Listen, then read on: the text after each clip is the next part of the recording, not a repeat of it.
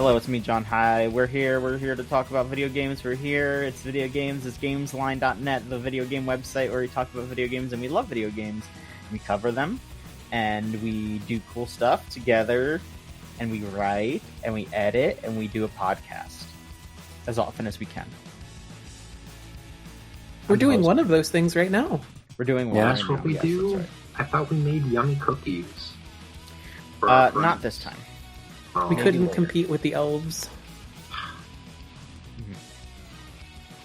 Big Keebler at it again. Okay, that looks landlords. Yeah, they're bastards, and we've had enough. Alright, that looks a little better. Folks, gaming has occurred the last couple of weeks. Holy shit.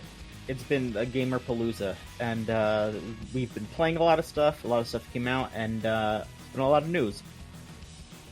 So I don't want to waste too much time. I know that we would love to, be buddy, hang out, chat, do all kinds of dumb shit, but I got stuff I gotta do. We all got stuff we gotta do. So let's just go ahead and hop right into it. But first, here are my illustrious co-hosts here. We've got Lily. Lily, you're here. Hello. Hello. What have you been up to lately, Lily? What is new with you? Well, Next Fest just wrapped up. I've been going through all of those demos. In my personal life, I did just get back from a rock and mineral show. I did buy lots of rocks. Very tasty, very good. I enjoy eating them as a gamer. But otherwise, same old gaming. I think you may have misconstrued gaming with being a brachiosaur or something. I need a gastrolith. You don't understand. It's okay. We'll see what happens there. Nikolas, you are here. What has been going on your end? Well, we're going to talk about what's been going on my end, because the only thing that's been going on has been the most recent game I've been playing that I have to talk about. Oh, well then, yeah, we'll probably talk about that. Yeah, it has consumed my life. I've more than games usually do for the past week. I had to tell myself,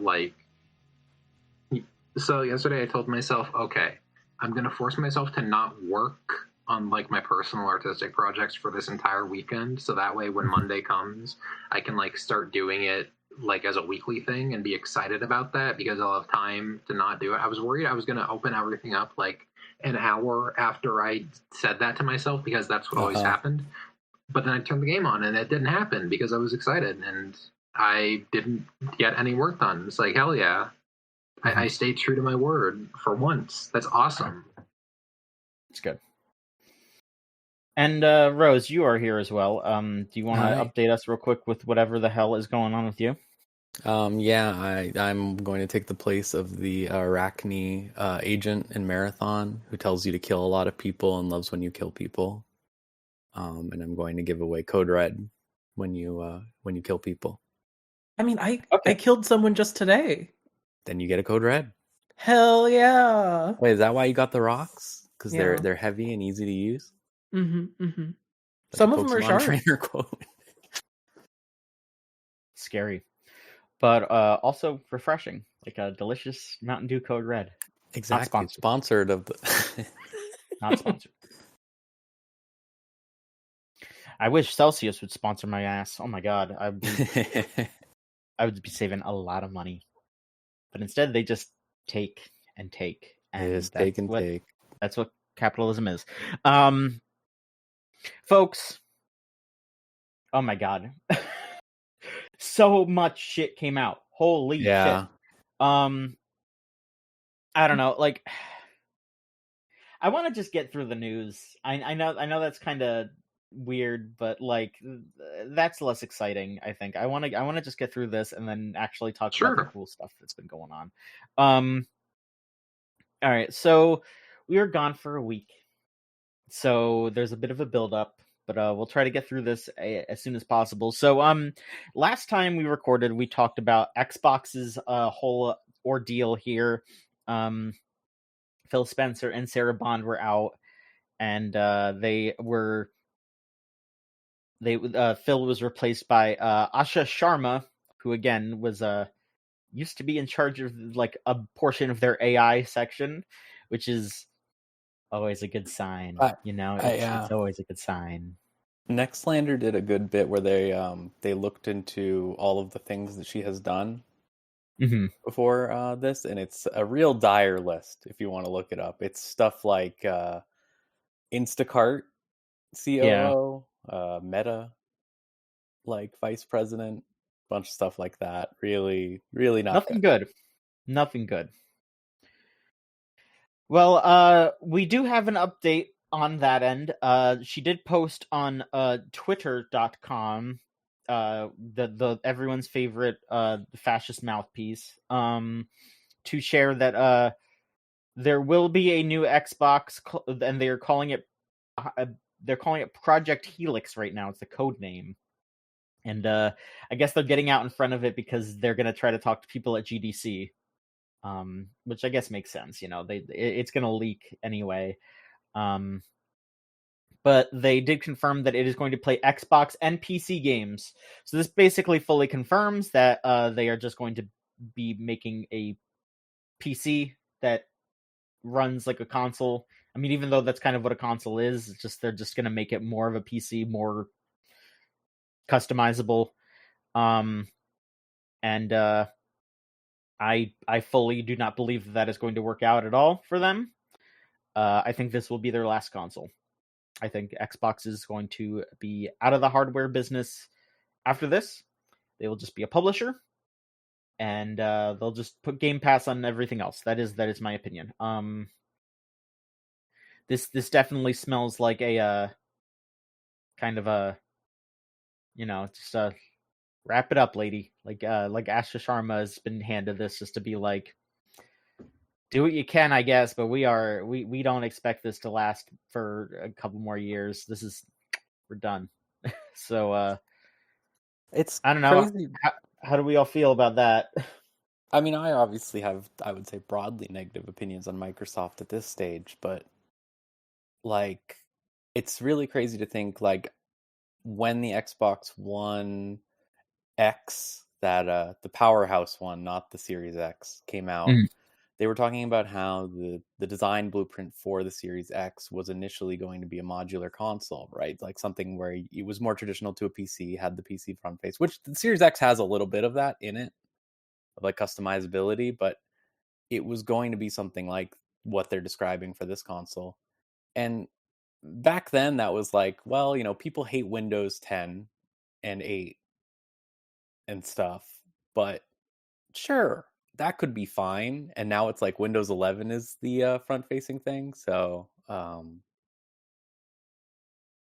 the idea of a modular PC that has to run Windows 11, probably, right? That's that's the big thing. Like, the big thing here is just that Windows is such a complete and total mess right now, and there is such an obvious alternative choice now.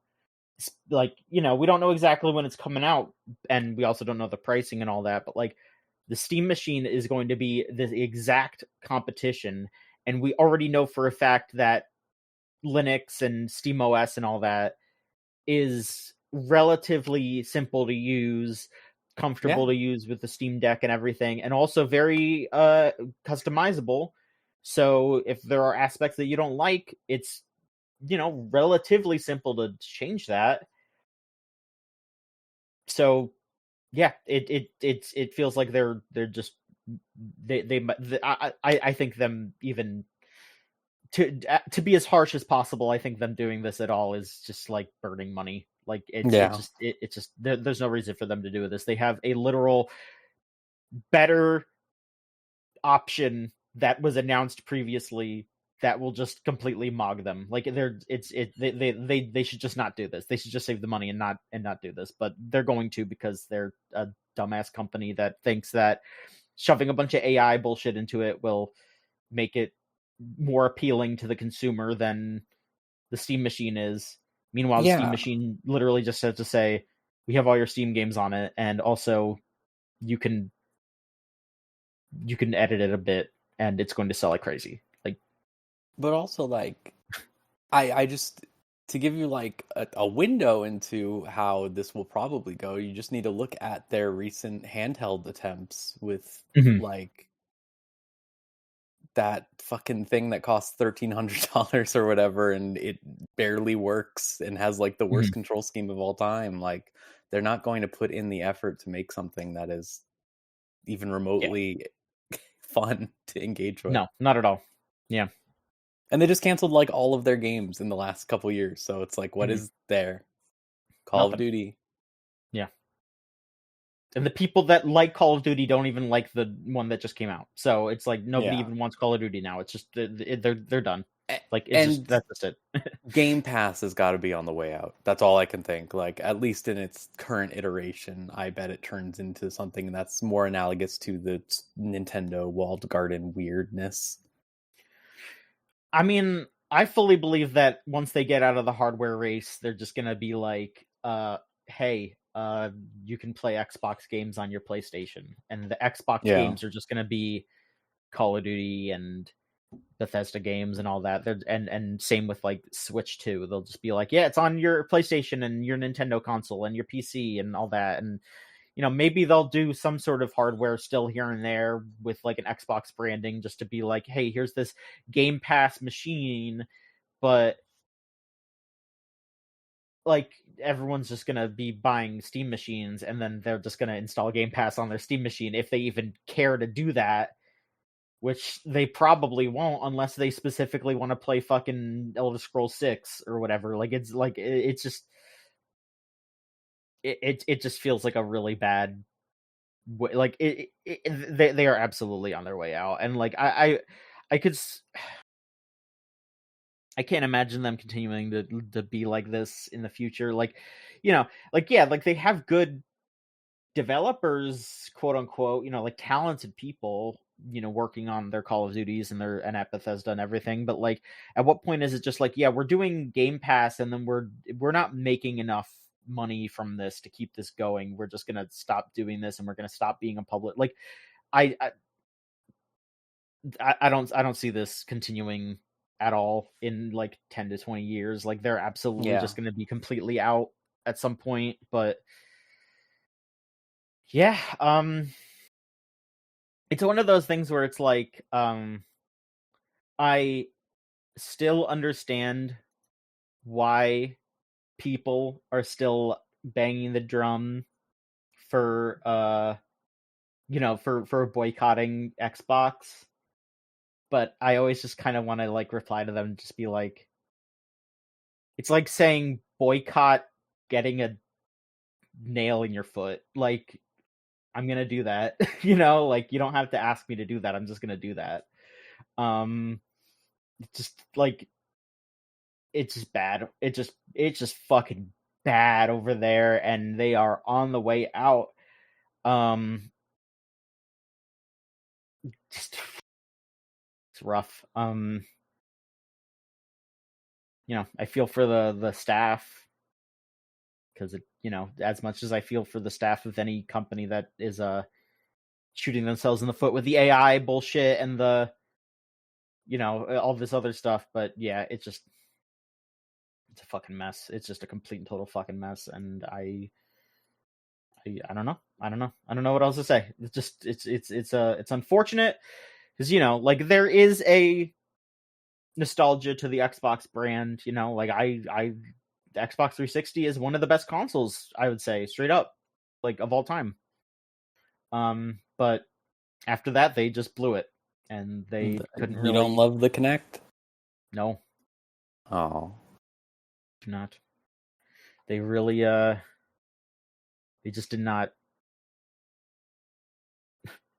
they didn't keep up the momentum, I guess, is what I would say. Does anyone else have any thoughts here? Anything that they want to throw out about the stupid ass content that has been going on with Xbox? That sucks. No.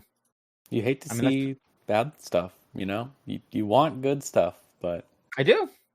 I maybe we get another Pentiment. I don't know. At least that's maybe in the That future. would be nice. And I can just play that on the computer. I mean, I don't know. People seem to like Avowed. It was fine. Yeah. I don't know. I mean, it's inoffensive, right? Yeah. It's the best we can ask for right now. I was watching an interview with that developer, actually, one of the directors for Avowed, and I thought there was this really funny moment where they were talking about how like an absurd amount of players just stopped leveling up in that game because they just like reached a point where they had enough skills and they were just like, oh, whatever, and then like they finished the game but just didn't level up. That's such a weird. I mean, if it works. Yeah, it's just I love that him being like, I don't know what we did wrong. What did we do? We're supposed to love leveling up.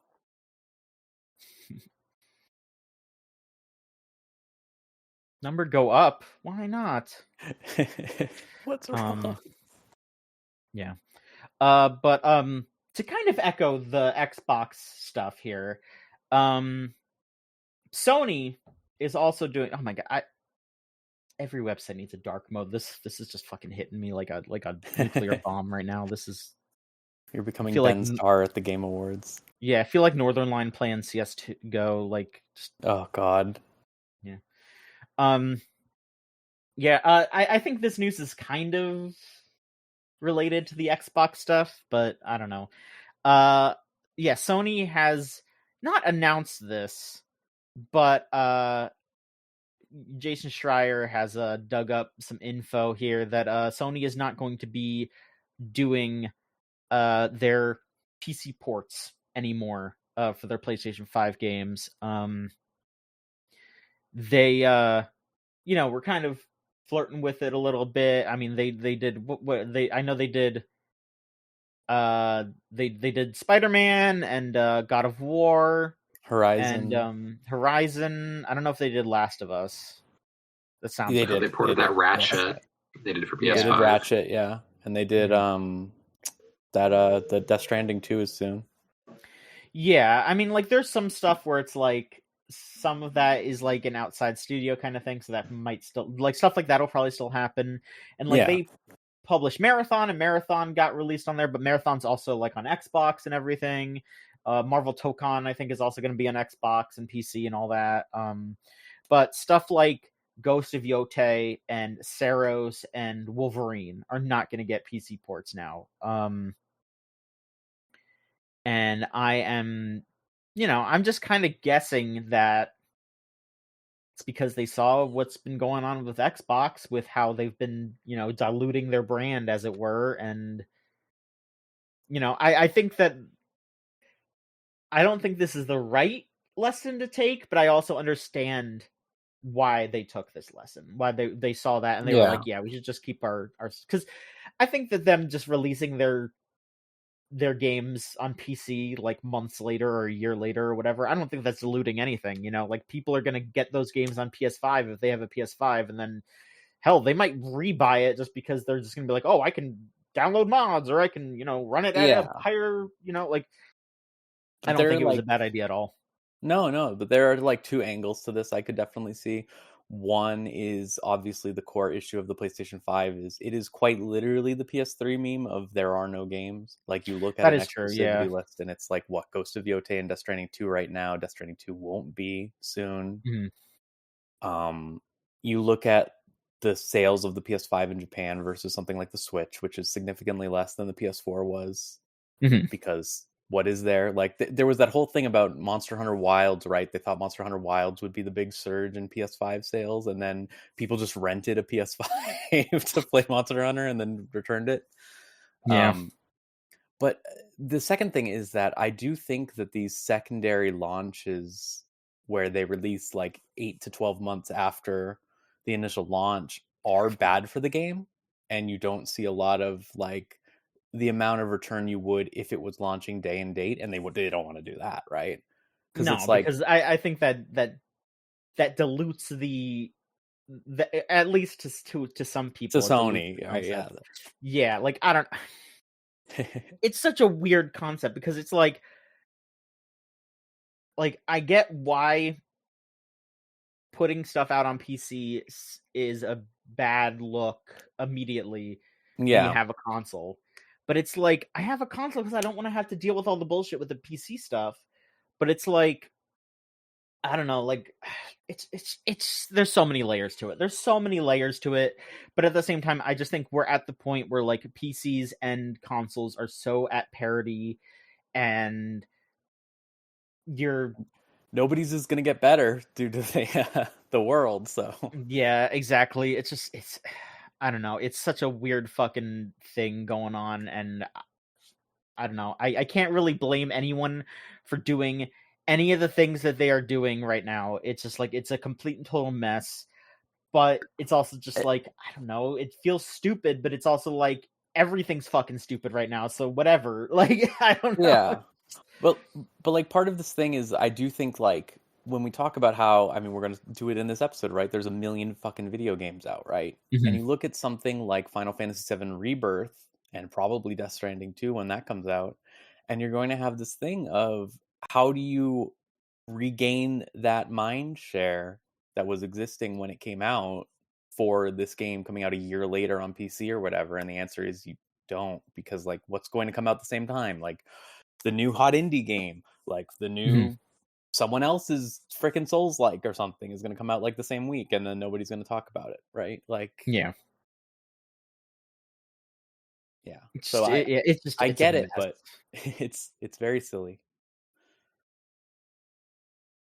Yeah, I don't have an answer, but I don't have to. So good luck out there, everybody.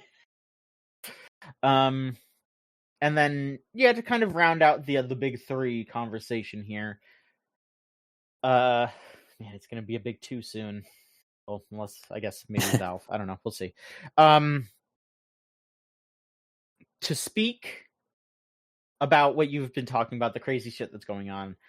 Hey, Nintendo's suing the U.S. government over the tariffs, which that's fucking nutty. That's a lot.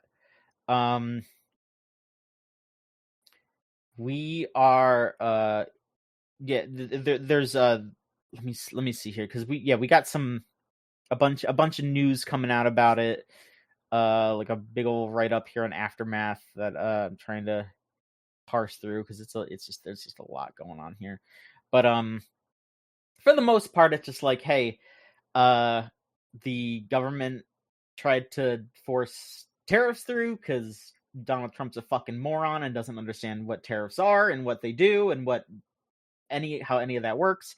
And it just made a bunch of people lose a bunch of money and have to overpay for things. And then the Supreme Court shut them down. And then Trump still continued to try to make new ones, just for no reason, because he just wants to win and because he's a dumbass. But Nintendo's not by themselves. There are 1,000 companies that are suing the U.S. government for the illegal implementation of the tariffs. And they're just trying to make their money back. And I respect that, but there is also a lot of, a lot of normal ass people overpaid for things because of these tariffs. And they're probably not going to get their money back because they don't have the ability to sue the government on a wide scale like this. And there's probably not really like a class action kind of thing that can go through. I don't think. It doesn't. I don't know. I don't know enough about the government and the like and law to say if that's something that could happen. But yeah, I mean, there is going to be some sort of system, apparently, eventually, that may refund some of the money, but they're just, they can say that all they want, and then they're just going to say no. They're just going to say, oh, we can't, or oh, they're going to drag their feet. And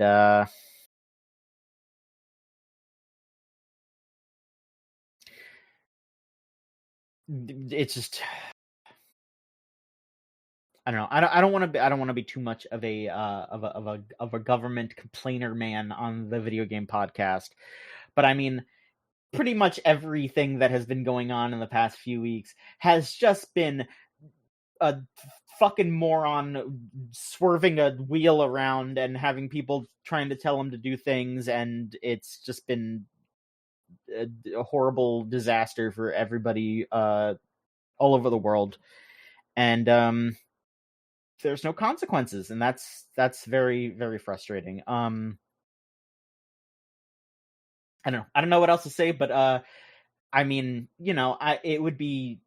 I wish that there was some way that Nintendo could do Nintendo Ninja shit and sue the government into poverty, but I don't think that's possible. So at the very least, I would just like to be able to say that Nintendo beat the government in court. That would just be kind of funny. And that's the best we can do these days, is just that it's kind of funny. Yeah. Is there an option where they could both lose?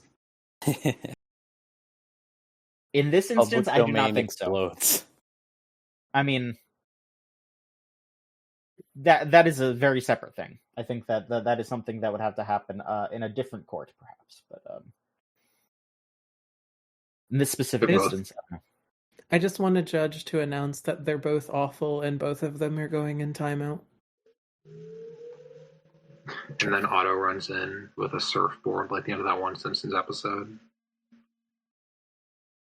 It was a fake court the whole time. Have you seen the image that's like my tier list ranking of the Nintendo versus the US government video thumbnails? No, but that sounds good. It's really good, but I need to find it. Okay, yeah, hang on. Yeah, do we? Yeah, I mean, how many of them have? I mean, they won't have Mario crying in them, I don't think, right? Like, yeah, they don't have that one Mario thing where he's like looking right at the. I don't think we have that. I don't think they're going to use that image. I keep thinking about that fucking image I saw reposted on Blue Sky yesterday. That was like a picture of Mr. Potato Head, and it says they ruined the game.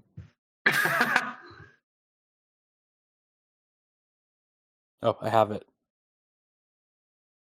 Some of these are pretty good. Yeah, these images. I tried downloading it so I can put it on my own stream. I think the blue shell hitting the White House should be rated higher. That was really good. Yeah. I always love I love the Spawn Wave guy. Yeah, please, thank you. I always love Spawn Wave guy because he's just like the most angry man ever. You know, I'll zoom in on you. Oh, wait. Yeah, that's pretty good. Yeah, the blue shell is fucking insane. This is phenomenal. I love underrated. Yeah. They put it down at C. The one of the guy wearing the beanie and the fucking sweatshirt just standing there in front of the Capitol building is actually one of the best ones. I think they really don't like Lawyer Mario. That one or the Spawn Wave one is always so fucking good just because he's like the most angry looking man of all time. Like I can say this, I kind of have a rested bitch face, I get it, but like just every fucking thumbnail is just and he'll be talking about like something that he's really excited about. He'll be like, I got a bunch of new GameCube games that I've been looking forward to. Why is this one at the bottom? It looks like shit. Yeah, looks like they put the Mario movie one next to it is maybe the worst one. Easy. Yeah, that one is easily the worst one. Lawsuit. Yeah, I mean that one's like AI generated. Like that's an AI generated Mario. I do like the one on the far right that just says Yeah, that one was really good.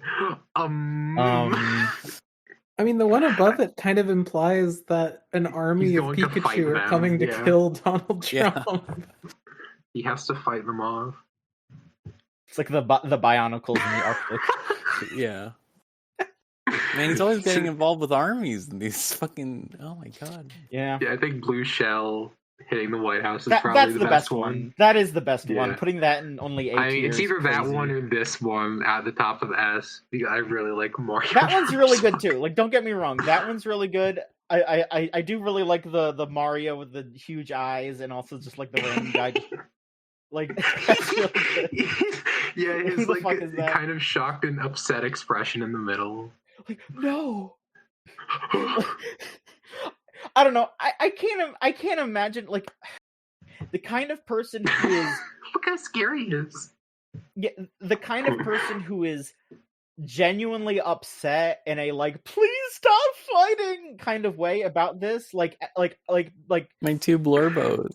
yeah, I love My Donald Blorbos. Trump and Nintendo. Like, I can't imagine that person existing, but like they absolutely do, and that is absolutely the face that they're pulling right now. Just being like, I want you to be friends. Like, insane stuff. Lost. YouTube thumbnails are fucking crazy. Thank you for sharing that. And for those of you that are only listening to the audio version of this podcast, I am sorry, and Well, you are put a welcome. JPEG in the show notes or something. Sure. You're also welcome to DM me a picture of your middle finger, I guess. There you go. Okay. But yeah, fucking insane.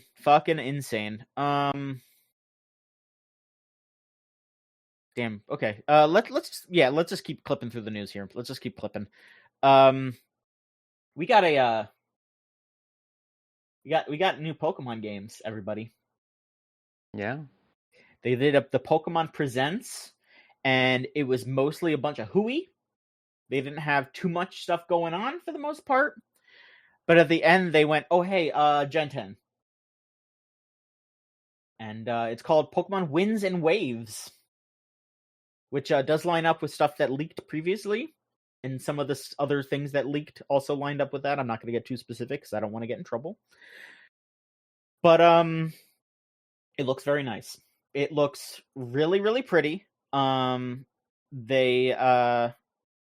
definitely are working on the graphics here. And they showed off the new starters, which is a little green angry bird called Brout. And then a little fire Pomeranian named Pombon, and a little cunty gecko named Gekwa. And those are our 3 starters. I think they all look pretty cute. I don't know what to say. Yeah, no. I thought this time was a pretty banger because usually there's one. I mean, I usually always like the 3 baby ones. I'll say broadly, and then it's like that. Then after that, I don't want It's to up in see the air. fucking whatever the fucking Sobble of evolution is. I don't the emo cut. I don't know about that one. Well, how do you feel about Inteleon? Do you like Inteleon? No. No. I don't even like Inteleon. Greninja. I like Inteleon. You don't like Greninja? No. Wow. That's like saying you don't like a popular character. I like Greninja a little more when he got crazy animations, but he's still not like I liked the entire Delphox line. I liked the entire Chestnut line, honestly. Even like, especially once they got the Mega Chestnut, I really like that. Yeah, I was gonna say I really like Mega Delphox. I am a little upset about how bad its ability is, but yeah, it's fucking crazy. They were like, oh hey, we have a Pokemon that specifically uses psychic terrain. What if its Mega dodges psychic terrain? What the hell are you doing? They love doing stuff like that. I always think of when they released Alolan Raichu and it couldn't learn electric terrain unless you did like an insane breeding path or whatever. I mean, that's kind of cool, but like the fact that it's but it was like you had to import a Pokemon from an old game. I think what they wanted to do is okay. So here's what it was. They wanted you to run it in doubles with like Tapu Koko or something. Like that, probably. But the only people that are running doubles are VGC. People just they're just like, come play VGC, come play our official tournament. And it's like, I just want to play on Smogon. I don't know what you're talking about. I'd rather have fun. But no, I'm pretty excited from what they've shown. Obviously I'm a fucking freak. I'm going to be excited no matter what. I'm going to play it no matter what. I played fucking Brilliant Diamond and I didn't like it, but I played it. I bought it day one. My sincere hope is just that, based on that leak, this game's was going to initially have a bunch of proc gen stuff, not in like a bad way, just proc gen stuff. We know roguelikes, etc., so on and so forth. Yeah, As long as that is relegated to like something like their wild areas or their whatevers, like weird side zones, I think that's fine. there has been some other reporting that says that got cut. Okay. I also wouldn't complain about that, because proc gen is the game killer. Like, you read that stuff about Mass Effect and they're like, oh, we're going to make proc gen, and then they make the worst game in the series. Yeah, I mean, the stuff that they were saying was that there was just going to be like there were going to be specific like cities and all that were like where you do the gym battles and everything, but then like just spread out across the ocean, there was just going to be like proc gen islands that you would go to. But but the reporting said they cut that, so we'll see. We'll see what it actually is. We'll see all the gimmicks and all that, because we don't even know what like the gimmicks are, or what they're gonna add or remove or whatever. Like we don't know what's going on, other than we know Brout and Pomban and Gekwa. We know three motherfuckers, and we've seen the trainers, and that's it. So, and it's not coming out until next year. So, that's good. Yeah, got more time to cook. They better make Filipino regional form Psyduck. That's all I'm saying. Sure. It's I think it's supposed to specifically be Malaysia. Yeah. That's what I've heard, yeah. But I mean, it's in that area. We're finally out of Europe, thank God. Yeah, I mean, I'm all for, all different kinds of unique locations, because like as much as I enjoyed, the Japanese areas, and like I still think it's cute that they made like a New York area region, but yeah, I think moving away from Europe is a good idea. Like, definitely something like that. Like I would love to see a like an African Pokemon region or something. Can I make a joke? Yo. Moving away from Europe is a good idea. Me when I'm a pilgrim in the 1600s. Okay, thank you. That's a good one. That was a good one. Thank you. Thanks. That was a good one. All right. So they want a Gen let's 5 remake so they can go to the US. I understand. Yep. I want Gen 5 remakes just because I want to play through those games without HMs. That's it.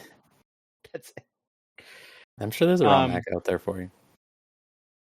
I've looked. I couldn't find one. Maybe I need to look more. I don't know. Okay. Let's see here. All right. Here's a goofy ass story that happened.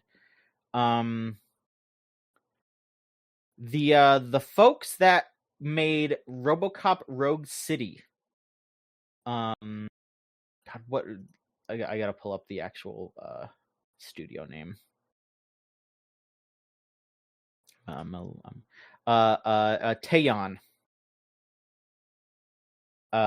They put out a patch for the game a few days ago that people downloaded and started messing around with, and immediately found out, oh, this isn't RoboCop Rogue City. This is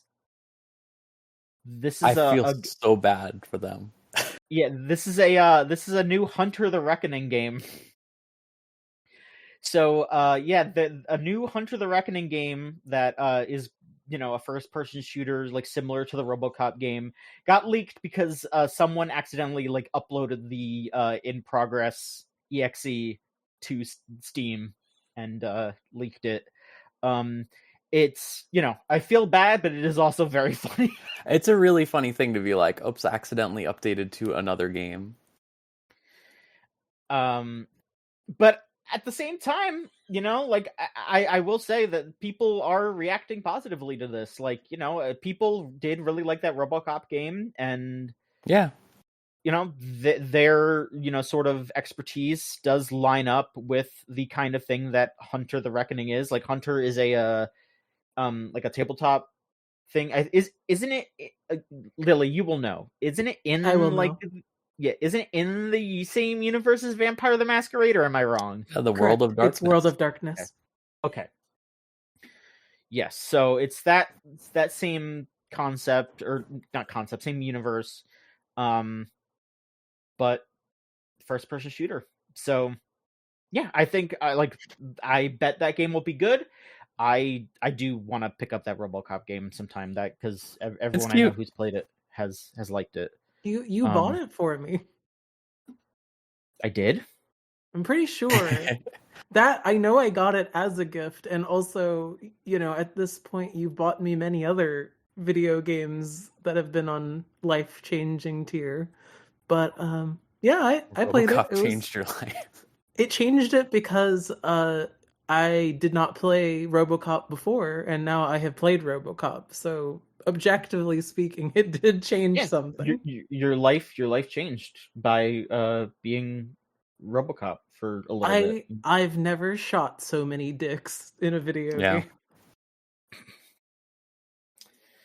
Listen, if you're gonna score me for it, Bulletstorm. Yeah, there you go. Your move, creep. Yeah, no, very good. Again, like I said, it's a shame that this happened the way that it did, but it's also very funny, and also people are excited about it. So yeah, I'm sure they will be, as long as that developer gets to live another day. That's we can never be sure these days. Yeah, because Nacon did have, I think they've been having some funding problems, but yeah, at the very least, I think these folks should be okay. Again, they put out something that was relatively low budget with the RoboCop game and turned it into something that was fairly successful. I think they have a good niche of just fun, semi-polished, low-ish budget first-person shooters. Adaptations of different media and all that. The kind of stuff that you would get on PS2 and on the same level as I don't know, Predator Hunting Grounds or something like that, Yeah. Which we need that because those games are the classics, those are the ones that are oh yeah, we gotta remember that. We need those games for the new Turok hero shooter game, whatever the fuck they were making. It's not a hero shooter, but you know what I mean. Yeah, it's like a co-op thing. I mean, yeah. You're cool. Oh, maybe. It could be cool. Look, I don't know. I don't care. I don't really care about multiplayer stuff, but I don't know. We'll see. They should make a new Turok first person shooter. They should just make a single player Turok game. Anyway, okay. Speaking of shooters, by the time you hear this, there's a good chance that High Guard will be shut down. Yeah. No, I didn't get to rest the shield breaker to break the enemy keep. God Shatter damn it. the enemy keep. Shatter. No. You will never be able to go back. You will never play High Guard. Just reminding you that you missed out on playing High Guard and there's no going back. There's no going back. Which is the funny thing is, I literally tried. And the game was you don't have secure boot enabled. We're going to kill you with hammers. And then it just closed, and I was like, okay, great.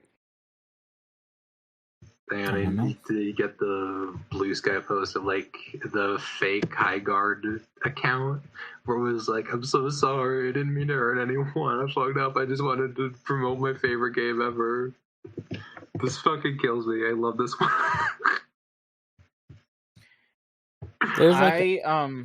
Yeah, go ahead. I feel bad for the developers. I feel bad for folks who are just doing their job and trying to make something that they care about, but at the same time, this is a hero shooter that was released during the time where nobody wants a new hero shooter because they're either playing Overwatch or Marvel Rivals or whatever. And it was just kind of released to fail because they gave it no breathing room whatsoever. I knew people that legitimately liked it. I have friends who played High Guard regularly for a good while, and they wanted it to keep going. They wanted to see it improve because there was something there. Because they had talented folks working there. Like, it was the ex-Titanfall folks, so there was something there, but it was absolutely just outside interference because it was it NetEase, right? Am I right about that? Or was it someone else? Yes. It was revealed to be. Oh no, Tencent. Tencent. Okay, it was Tencent that sent them the funding for this secretly, and then they just seemingly saw that it wasn't the biggest thing in the world overnight, and then nixed it instead of letting it have time to grow, maybe tightening up some things and maybe having a good audience. Like, it was just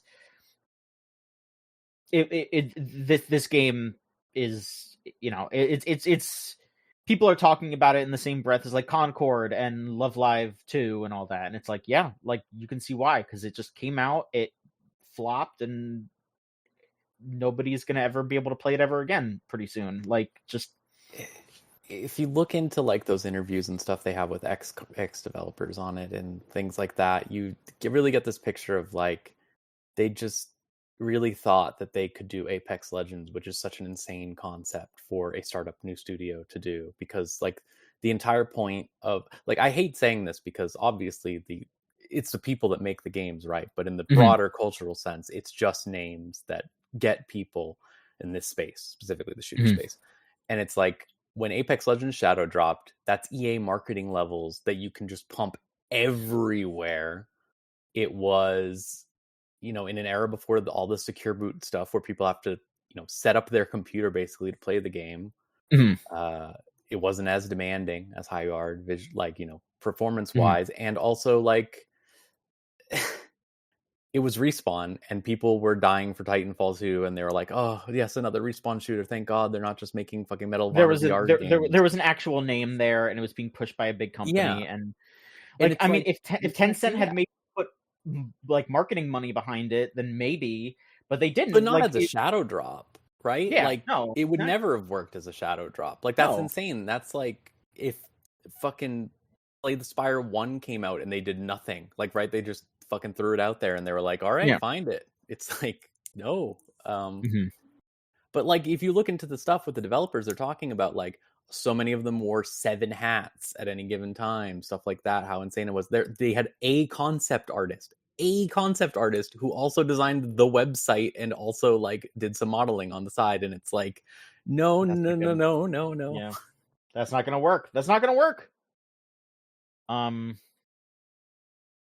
Yeah, just it was doomed to fail for sure. And I mean, it's a shame, you know, like, it was like, people are clowning on it, and I think that I think it's an overcorrection of hating on the Game Awards. Like, again, the Game Awards deserve criticism, but I think the way that people treat it is way overblown.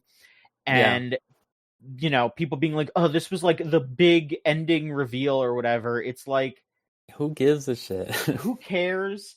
And also, like, I can't say for sure that Keighley didn't take money for whatever, but like, that guy is just, he loves an underdog story, or like a comeback story. He loves comeback stories. Like, the year before, it was Okami 2. Because that was a comeback story. He pushed Kojima so much because it was a comeback story after he got fired from Konami. Like, he just wants to constantly have comeback stories, and this was just another one of those, because it was like, it's the ex-Titanfall and Apex people. Y'all love Titanfall. Here's something that's Titanfall.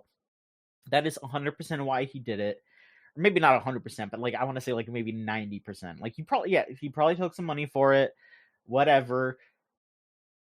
It's just like, I think people ascribe a lot of like, I don't know if malice is the right word to Jeff. I've said this so many times. Like, I think that he is just a helpful idiot in the games industry with regards to like the marketing aspect, because he just wants video games as a, you know, he just wants happy joy video games forever, and you know, like, that's not sustainable. But, you know, I think people coming at him like he's the major villain of video games is like, you just want someone to be mad at. That's what I feel like. He is an arm of marketing, which is the true big evil of video games. Yeah, exactly. I mean, I think it's mostly just a matter of people, they don't really want to be mad at him. They just want to be more mad at the Game Awards. And he is a big fixture of that. Like, to a lot of people, and personally to me, like, if those basically go together, Jeff Keighley does other stuff, of course, but that's, like, the big thing he is to most people who engage with games. And, like, people just hate the Game Awards. Like, this last one, I tried going, okay, I'll ignore this. I won't watch this. I'll work on something else, or I'll play games, or I'll be happy about something instead of sitting there for hours and not really being interested in it, because I'm not a person who likes those award shows. And people were constantly like, hey, did you see this new thing that looks awful? Hey, did you see this new thing you don't like? It's where, like, people just engage with it to get mad at it. It's really frustrating, and I think you should tell those people to fuck off. Like, just like I watch it, but that's because I enjoy keeping up with the stuff, and it's partially my job, and also like because it doesn't bother me that much. But I mean, if it did bother me that much, then yeah, go somewhere else, do something else. If you care about award shows, support the other award shows that are going on. And if you don't care, do something else. Who cares? Just cure your irony poisoning. Extreme. Yeah. And if you want to, and if you don't want to watch it, you just want to hear what got announced. Like, it literally fucking, like Wario64 tweet or posts it. Like, it's yeah, fine, just go look it up later. Yeah, it's fine. But yeah, if we're gonna tie back to some Game Awards stuff, though, some stuff that got a trailer. Boy. So NetEase, and also to kind of tie back to the NetEase as well. Nagoshi Studio, run by Toshihiro Nagoshi, who is creator of Super Monkey Ball, as well as Yakuza, but specifically the header of Yakuza.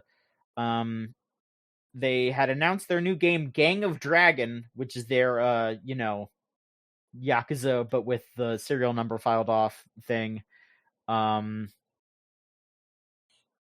They announced it, and they said that it was going to come out, etc., etc., etc. And this has been apparently like in the works for ages. Like the studio was formed, I think, in like 2021 or something like that, right? Like he left Sega and went over to do this. Like, yeah, because there was the whole thing of they wanted to make him an executive, and he was like, no. Yeah. So, this has been in the process for a very long time. Like, maybe not the specific game, but just in general. And apparently, the NetEase has let them know that they are intending to cut off funding for Gang of Dragon, specifically because Nagoshi Studio put out a feeler saying that they needed another 7 billion yen, or $44.4 million, to finish the game. Again, even though this has been in development for a very long time, it's just one of those, like, what have you been doing up until now? Why is this so expensive? What is going on here? It seems like just like, in this instance, like, I'm not going to say this to give it to NetEase or whatever, but this does kind of seem like it's more of a managerial problem on Nagoshi Studio's side. It could be, but also there's like a lot of layers of the Chinese local market is getting more popular in terms of premium titles, that they want to use that money to invest locally. They get grants from the government for doing that, stuff like that. But also in recent times, specifically with the rise of alt-right in Japan, really insane people, you're having this thing where China's relationship with Japan is getting worse, and you have, I mean, did you see what happened with Honkai Star Rail? No, I saw, like, I mean, I've seen some people, like, saying, like, hey, they're doing all that like AI stuff allegedly and all that, but no, this is more, they were going to release a planet that was called Edo Star, themed after Japan, and doing a bunch of Japanese stuff, and all the characters were named Japanese things. And then they, because of all the reactionary stuff against, genuine racism and stuff like that from Japan, they just took a 2-week delay and basically filed all the Japanese stuff off of it, changed the Sakura Blossoms orange, and changed everyone's name to like Yongguang instead and stuff like that. And it's like fucking crazy. Like, That's so crazy. I genuinely wouldn't be surprised if it's something like that of, hey, we could get in the good graces and get some excuses from a conservative government in, China or Yeah. something if we go away from this Japanese game and dumping money into that. Yeah, I mean, and it's a very Japanese game. Like it's set in the same, like it's not exactly the same. Yeah, but it is. But like, yeah. Yeah, and like also NetEase does this. They've been doing this for the last year, and so like that Mana game came out, and Visions of Mana, and they immediately killed the studio like instantly. So I expect this from them. I bet it is literally as simple as, oh, we can get more money if we don't do this, and they just hopped. I mean, yeah, like NetEase pulled back from a lot of different studios. I mean, hell, like, the Grasshopper was, like purchased by NetEase or whatever, and I think they pulled out from that, and then they ended up, still releasing Romeo, and that, I don't know how successful that was, but they got that out there. But the fact that it seems like, they're, having to ask for a shit ton more money is like, yeah, that ain't gonna happen. So there's a good chance that the Ghost Studio might just straight up shut down. They're apparently still trying to find more funding to finish Gang of Dragon, but nobody's biting. So doesn't sound like a good chance. It's a real bummer, especially because with how the Yakuza series is going right now, a lot of people are kind of hanging their hat on Gang of Dragon to fill that gap. And now it seems like that might not happen. So that's a bummer. But one last bit of news here that is not a bummer, that is good news. Cookie Blair is a little girl. She's 5 years old. She's from New Jersey.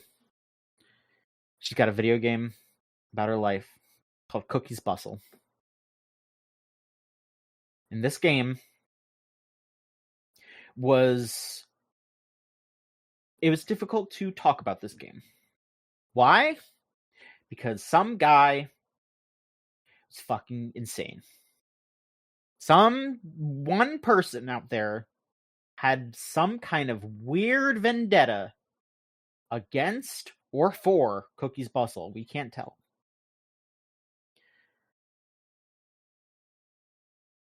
Basically, if a video was released showing gameplay footage of Cookie's Bustle or any other kind of conversation about Cookie's Bustle, I saw that like there were even some like Discord messages that were getting DMCA'd.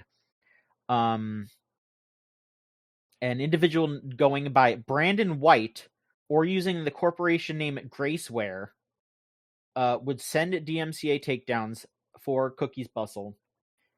And just because of the way that DMCA, and how, individuals who are just trying to play a silly video game online didn't have the legal rights or the legal means to fight back against this, those videos would just get taken down. Which, again, is crazy. There's no reason for this to happen. Like, this is all fair use. This is all the kind of stuff where, like, if you had the legal means to push back against it, it would probably be, in and out. And luckily, the Video Game History Foundation did have those legal means, and they went through a lawyer and pushed against the Graceware company, and pretty much cleared the air and made it say, "Hey, nobody can DMCA Cookie's Bustle. Nobody owns Cookie's Bustle. This is like an abandonware kind of like, an orphan product. So maybe somebody owns the rights to it, but nobody really knows." But you can stream Cookies Bustle now. You can upload videos about Cookies Bustle. The classics of game videos are coming back up. The streamer Seb Mall, who is a big Cookies Bustle fan, like posted he had to like secretly stream it. I saw like he streamed it like on Twitch and then couldn't save the VOD on Twitch because he was like, yeah, I can't, like, it's gonna get DMCA'd. But then once this got announced, he was just like, all right, well, I'm gonna upload the VOD onto YouTube finally. It's it's saved. And so yeah, there's a whole write-up on gamehistory.org/cookies-bustle if you want to read that. But they went ahead and did the work to make it so this like single weird motherfucker can't just DMCA everybody about this bizarre random ass Japanese PC game about a little bear girl that goes on weirdo adventures. And I mean, the other thing too is that there is an English translation patch that is relatively available. So if you want to play Cookies Bustle, you can do that. It's possible. So check it out if you want. It's awesome. It's really cool. Yeah. Video Game History Foundation does incredible work. I will always, always, always respect what they're doing. And the fact that they were just like, yeah, we are going to go out of our way. Because they were also affected by this. Like, they hosted a long play of the game on their site and all that because they wanted to preserve it because it kept getting taken down. And, like, Vinny Vinesauce played it and, like, his stream got, like, DMCA'd and all that. But it's all back now. People can check out this crazy ass game however they want, and it's a good day. This is one of those like finally something good happened kind of stories. Yeah, like nobody knows why this person was doing this. Like it was just some random ass person just DMCAing all the Cookies Bustle content online for no reason. Isn't it great that people can just do that? No. No, yeah, it's not. All right, well, that's the news. I don't know, is there anything that we missed or anything else we want to before we start going in our rotation talking about games? I think that was everything. Fantastic. Rose, you have a big old list here. Hi. Yeah. And there's some overlap. But yeah, Rose, we'll start with you. Hit us with something. What's going on with you? What's something new that you've been playing? All right. So real quick, just because I'm working on the review now for it, but I finished The Legend of Heroes: Trails Beyond the Horizon, the most recent Trails game. I've talked about that on the podcast before. Crazy ending for the crazy game. You have finished first chapter, John, so you know that ending's a little crazy. It's a little crazy. And, a lot of Trails games have crazy endings. I would say, like, first chapter, the first Cold Steel game has a pretty crazy ending. Stuff near the ending of Daybreak 1 is pretty crazy. But this is like, wow, they...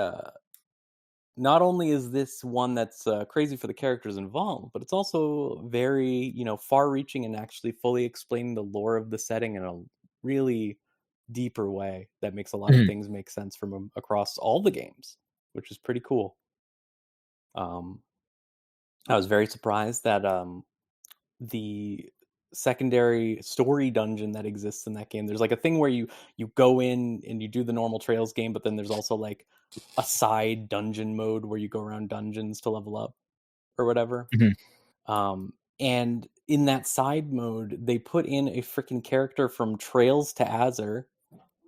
And they explained his backstory years and years later, and it's completely insane. And I really enjoyed it. I had a lot of fun thinking about all of the different things and cross-referencing past things that have happened in the games and going, oh, that makes sense now.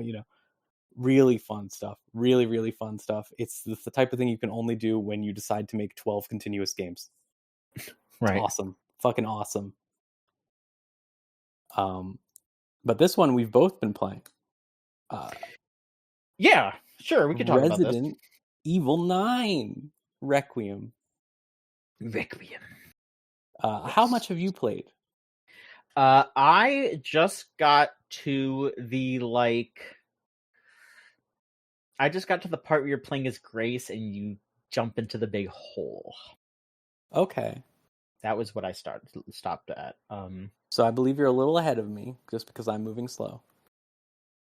Okay. I'm also going slowly, just because my roommates are asking me to play it for them. So I can guess why I'm going slow. Same thing, right? Like, yeah. John is a live-in Twitch streamer. That's kind of what I'm doing. Yeah, that's what I feel like too.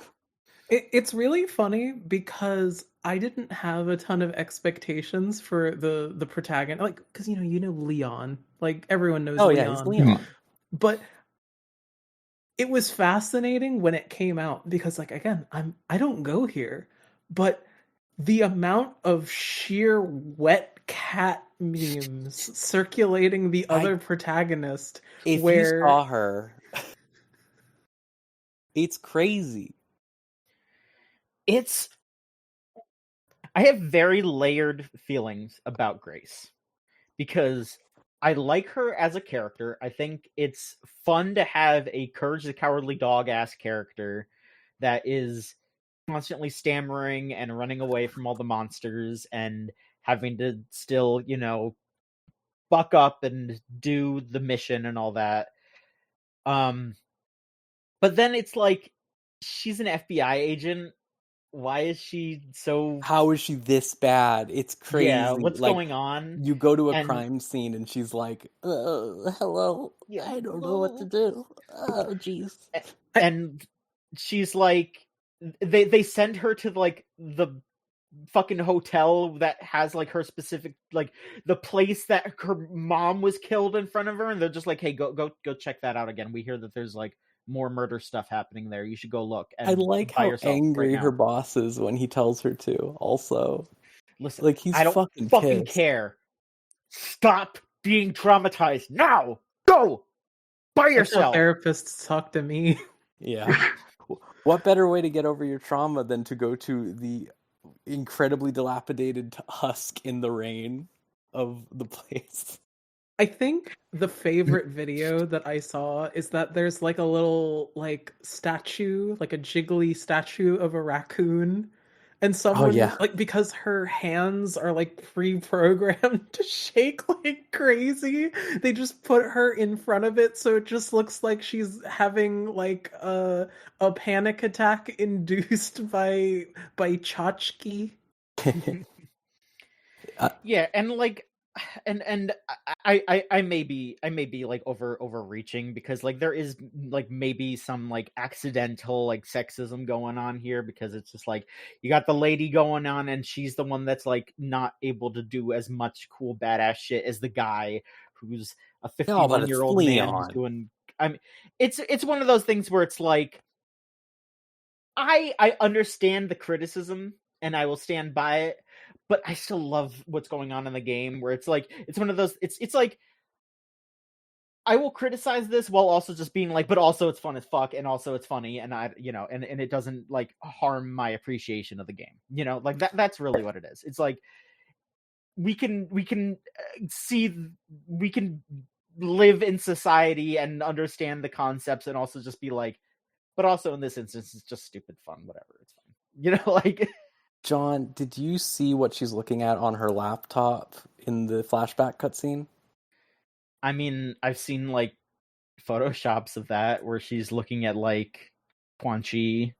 She's genuinely in game, because people dug up the texture. She is looking at Reddit, and she is reading a thread where they talk about the events of RE7 and refer to Jack as that crazy guy. That's why she's like that. Okay. That's incredible. She's I mean, like, again, people are making like wet cat posts, and everyone is saying like, like she would be like, that she would be telling everybody how easy it is to hack your 3DS. Like, that is the kind of like person she is. Like, she's just... But also, like, she makes she does crafting with her blood. she It's just awesome. crafts shit, and it's fun. It's really fun. Like I do very much love playing the game. It's a blast. So, like, obviously, all of the Resident Evil games at this point are kind of like on a spectrum. Like, if Resident Evil 6 is like peak Resident Evil as Gears of War, and like Resident Evil, like the earlier ones or 7 are the reprisal of the horror stuff. A lot of people talk about how this is kind of segmented in half, but where would you two kind of say it falls in that from what you've played so far? I would say, especially given that it just came out, it's very much just they stacked the RE2 remake underneath the RE4 remake. Like, or on top of, because it's definitely the pronounced part, I think, broadly. Like, you spend the most time in Grace's sections, and then Leon's sections, they're not short, but they are like these sequences where you're just kind of fucking shit up really hardcore style. Like, you are doing the melee attack. Like, I love the melee attack difference between them, where Grace just sort of like pushes them over, and Leon does, a suplex or like shoves them in the wall instantly. There's this beautiful moment of the immediate moment you get to play as Leon, where you just finished doing the tutorial as Grace, where one zombie is super scary to deal with. And then you just play as Leon, and he is doing hatchet parries. He's fucking throwing like shit he finds on the ground into the distance to one-shot a zombie. He's fucking like doing judo kicks and stuff, and it's such a weird divide, but it also feels really good. I think I want to mention, I don't know if you got far enough for this, but it's like they there's an enemy that you run into that you run into as both Grace and Leon, where it's like with Grace is this big hulking like blob monster guy, and you have to like run away from him pretty much. Like, there's no way for you that you could kill him unless you do like a bunch of like stealth stuff that you do, because you can like craft items that allow you to basically one shot a zombie, or like it's basically just like a T-virus suppressant thing that you can craft. And so like, zombies can sometimes pop back up after you kill them, and so if you use that, it gets rid of them. But the big blob guy, if you sneak up on him, you can use it like 3 or 4 times, and then it just takes him out, which is cool. But then you play as Leon after you do all this stuff with Grace, and then you just fight another one of those guys, and you are just shotgun blasting it in the face. You're driving the fucking hatchet into its brain. Like, you're just killing the hell out of this thing that like maybe 20 minutes ago you were running away from all scared. And it's like, it's so dumb. It's so fun. And like you get into Leon's inventory. Like, Grace's inventory is the like, Resident Evil 7 and 8 sort of just like the squares and all that.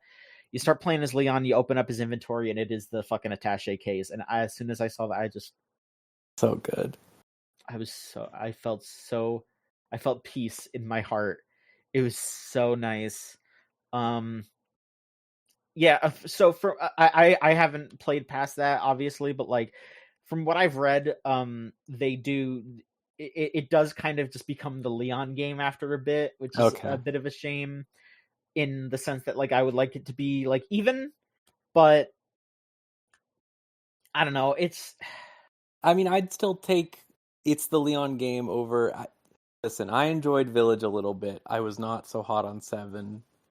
I think even if there are ideas within both those games, they don't feel very good to play. And the structure of them can be very at odds. I love both of those games very much, but I understand. But like, compare that to this.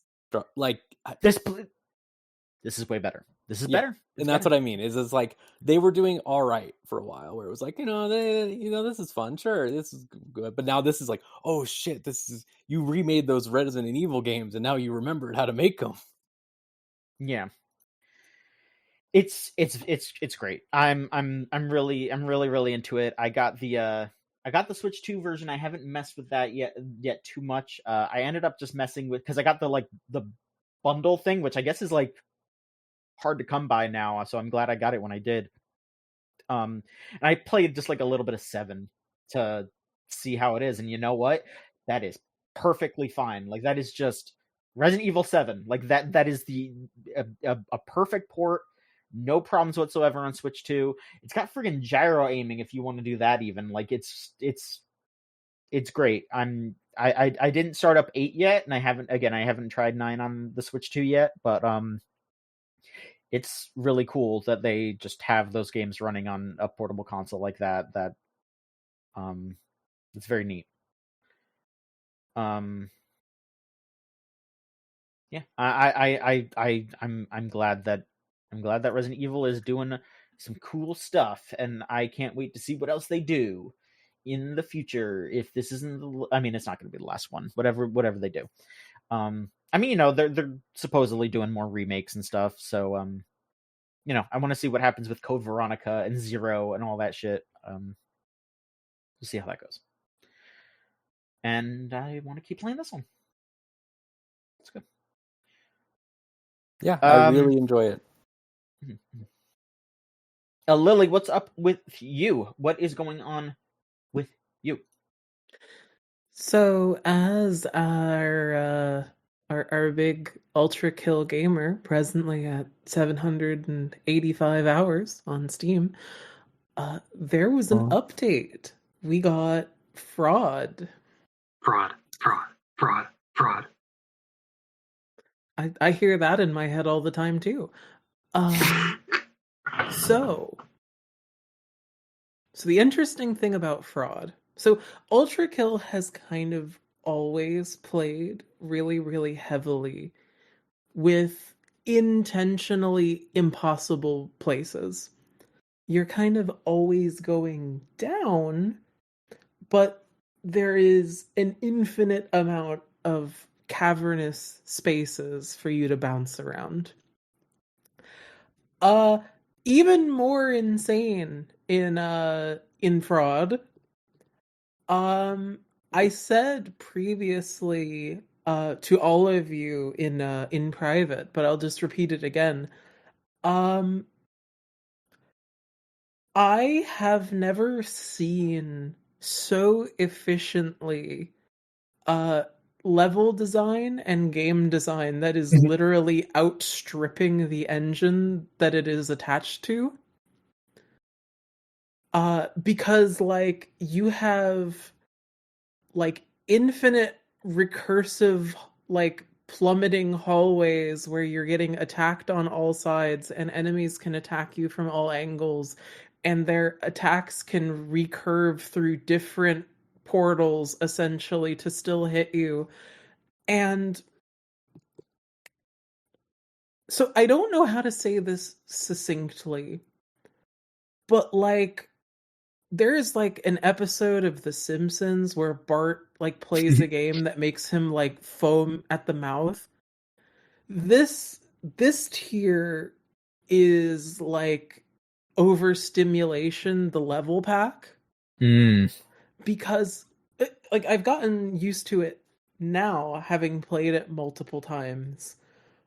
But I did feel a little bit like Germa in Hell for a few moments, because it really does feel like the "we are under fucking attack" image, because it really just is the culmination of everything that ULTRAKILL has done thus far. As again, my controversial opinion is that ULTRAKILL is not a shooter. But okay, hang on. You're just gonna say that and move on. What the fuck are you talking about? It's a way of life. So I'll explain what I mean. Please do. I'm sorry, but ULTRAKILL is not a shooter. It is a character action game delivered in first person. And while there are shooting mechanics, it's emphasis is not on resource management or the necessity of secret hunting to resource manage. It is almost, I would argue, like 80% character action DNA, where everything is built on the self-expressiveness of the mechanics, the enemies, and the level design. And the gun elements are mostly just the medium by which you are delivering those particular elements. Like, it's Okay. the difference between, like, I don't know, comparing something like Doom to ULTRAKILL.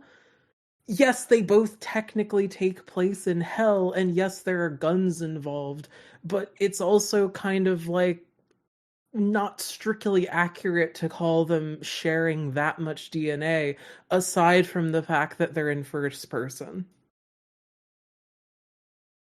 Okay. You said something insane and then you explained it and it made sense. Okay, you're good. I free you. Okay. I've been freed from stasis. Yes. I forgot my train of thought. But I will say that essentially what ended up happening with that whole level, Nikolas and I were talking about 8-3, and Yes. 8-3 is like the longest like sanctum level It's longer that than has P2, been I'm put pretty out. sure. It is an insane length of time to be playing for, like, if you're not speedrunning, if you're not intentionally using speedrun tech. I haven't really done a speedrun of it yet. I have just kind of played it relatively fast. It's a really long time to maintain your focus, to play it well.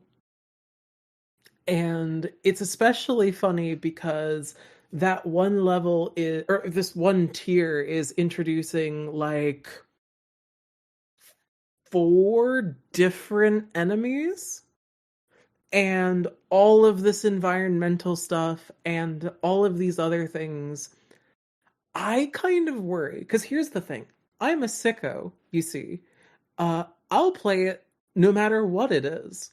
I'm a fucking new type, apparently. But I kind of worry, especially for people who for some reason have made the arguably bad decision to play with a controller, how they're going to handle this. People joke about how a Dorito would kill a Victorian child. I think this might actually kill a Victorian child. It's scary. Nikolas, you have also been playing this as well. How do you feel? Yes, I have been playing this, and I am on the side of small Victorian child who doesn't have a mouse. And I'm stuck with the trackpad on my computer, so the way I have to play this is using a controller with gyroscope involved. So I got the 8-1 and 8-4 P ranks done. I've tried 8-2 a lot, but I keep getting like bugs and errors that kill the P ranks. I'm going to talk more about this after I share some praise and opinions on the layer. But I have a Google Doc where every single time I lose a run to a bug, I put it in the doc just to see how often it happens. And there's like over 20 different instances of it in there. It is insane. But I am the person who is playing this game in the hellscape way it was not intended to be playing, and it is both extremely disorienting and also I feel like I'm getting used to it in a way that kind of scares me. Like it was either today or yesterday. I don't remember which day. I got fed up of doing the P rank attempts, and then I just went into Cybergrind and was like, oh, I accidentally got 10 more. Like I surpassed my best rank by 10 waves in a game where that is not a feat that you do casually most of the time. It's like, boy, my fraud is melting my brain. There are a lot of different. I don't know. I'm sorry. I'm just trying to think about all the stuff I have to say on it, and my brain is just kind of tripping over itself. I mean, take it one step at a time. What's the you've been talking about the bugs and stuff. What is it that has affected you the most? Okay, so like the big thing of it is obviously like it's non-Euclidean. Like there's so many different weird things where it's like, oh, you'll walk through this door, now you're on the ceiling. There's a hallway where you walk up it, and then the gravity, like, it goes in a circle, or it's like hallways that like close in on themselves to become way shorter, or the inverse way longer as you're walking through them. And that's really cool, and it feels really fitting for the game because like fraud is sort of the game bringing to the forefront a lot of the like smaller details or like greater lore aspects. Like the game has always had this sort of sense of like you're going down into hell and you can see the sun in the sky in multiple levels in multiple places. It obviously does not exist in a real physical space. Well, at least not a real physical space that adheres to our rules. So having levels that are built around that is really cool until they constantly start breaking when you have to do 10-minute perfect runs where you can't die and you have to make sure every single enemy is dead.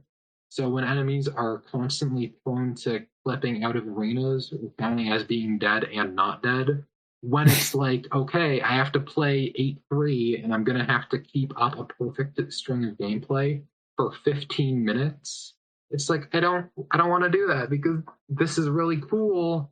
I really like all the concepts here on the level design and it's really nice, but please work. Please let me get the P rank. It is kind of like, it's really cool, it's really ambitious. It's so busted. That's my only complaint with what it's doing. But it seems like a pretty big complaint, though, Yeah, well, like in casual play, it's fine because in casual play, the performance for you die is you have to do 1 or 2 like arenas again.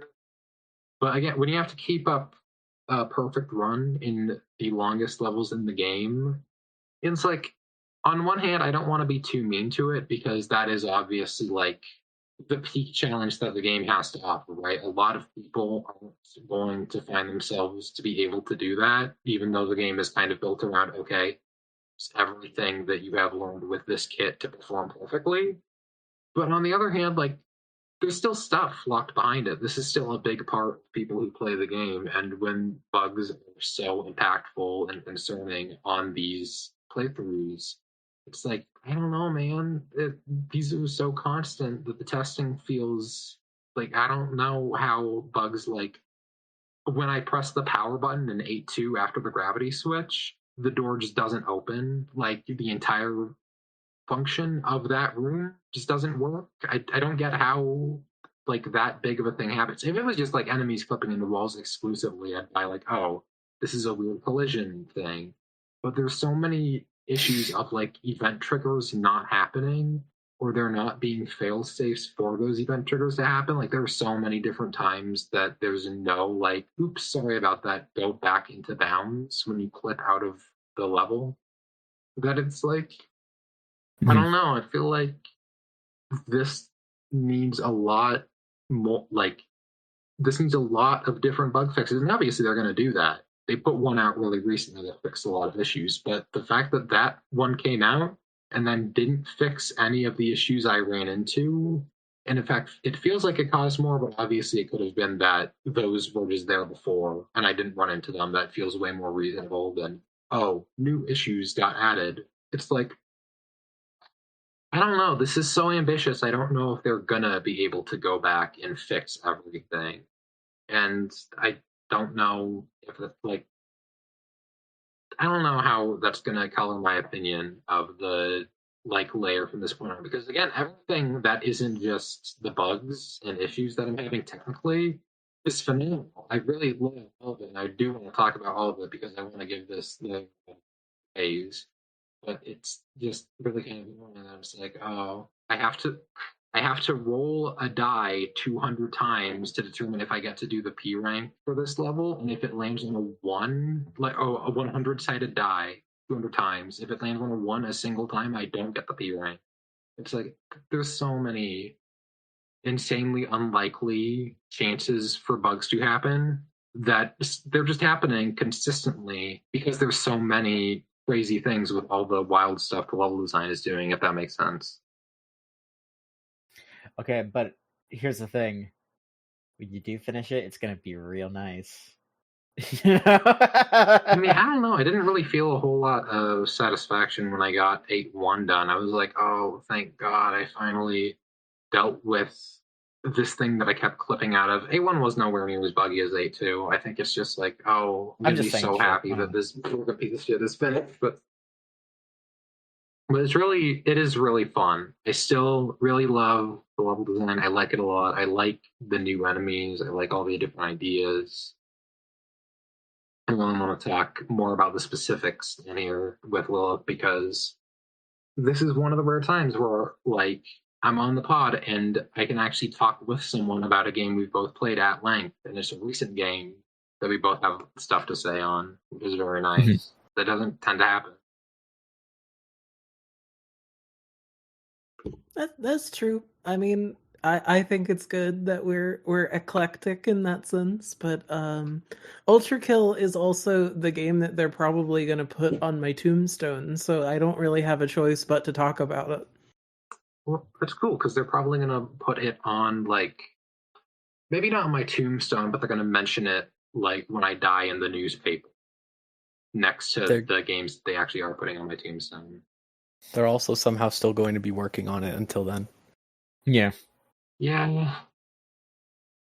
I mean, it makes me laugh because, like, it kind of links back to the conversation that was had earlier about, like, the Xbox and PlayStation stuff, where it's just games don't come out in a timely enough manner for people to even form fond, like, relationships with them. Like, oh, sorry, kid, this game's been in early access your whole childhood.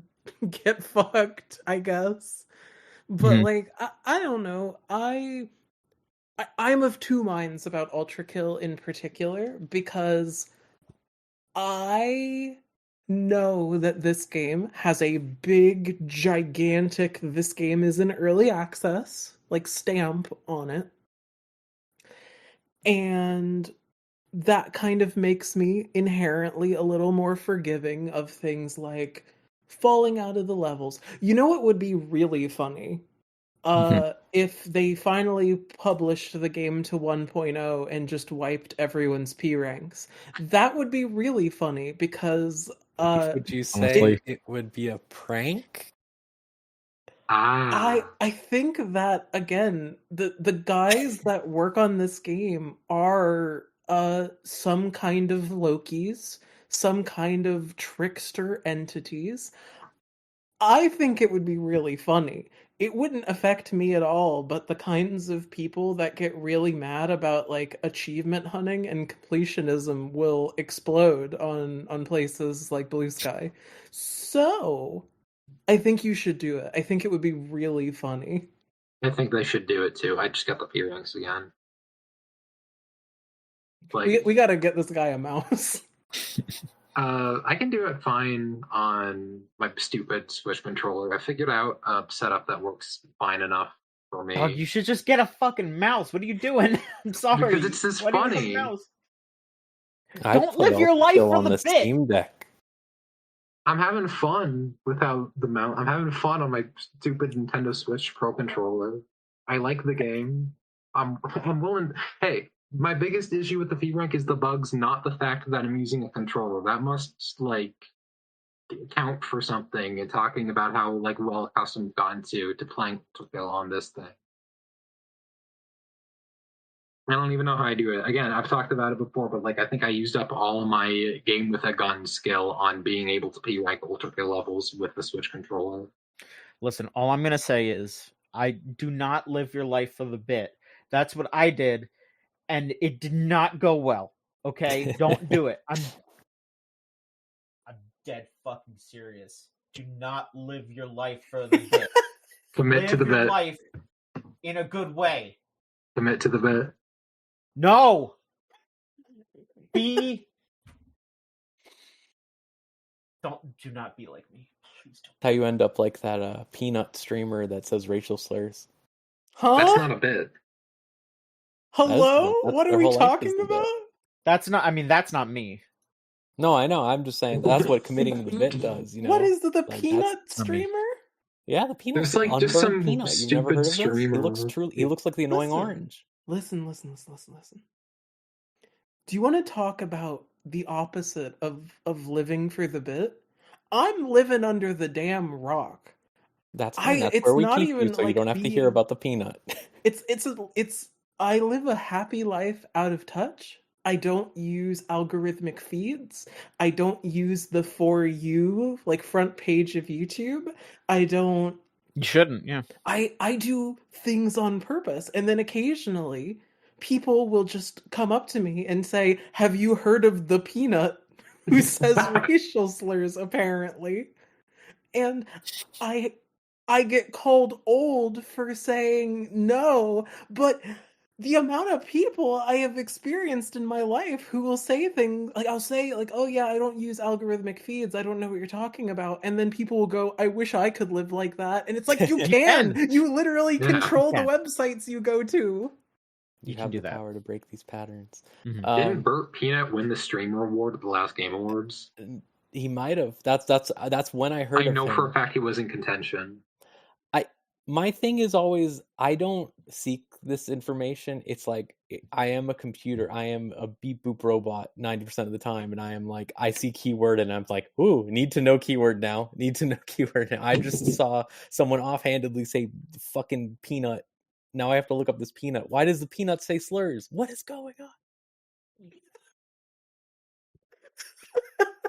Okay, no, Moist Critical won, but Burnt Peanut was up there for contention. Great sentence. Good sentence. Moist Critical one, but Burnt Peanut was up there. We truly do live in hell. Welcome to hell with me, everyone. Hi, thanks for bringing us. The presidential Now I get race to in learn about the peanut. 2040 was crazy.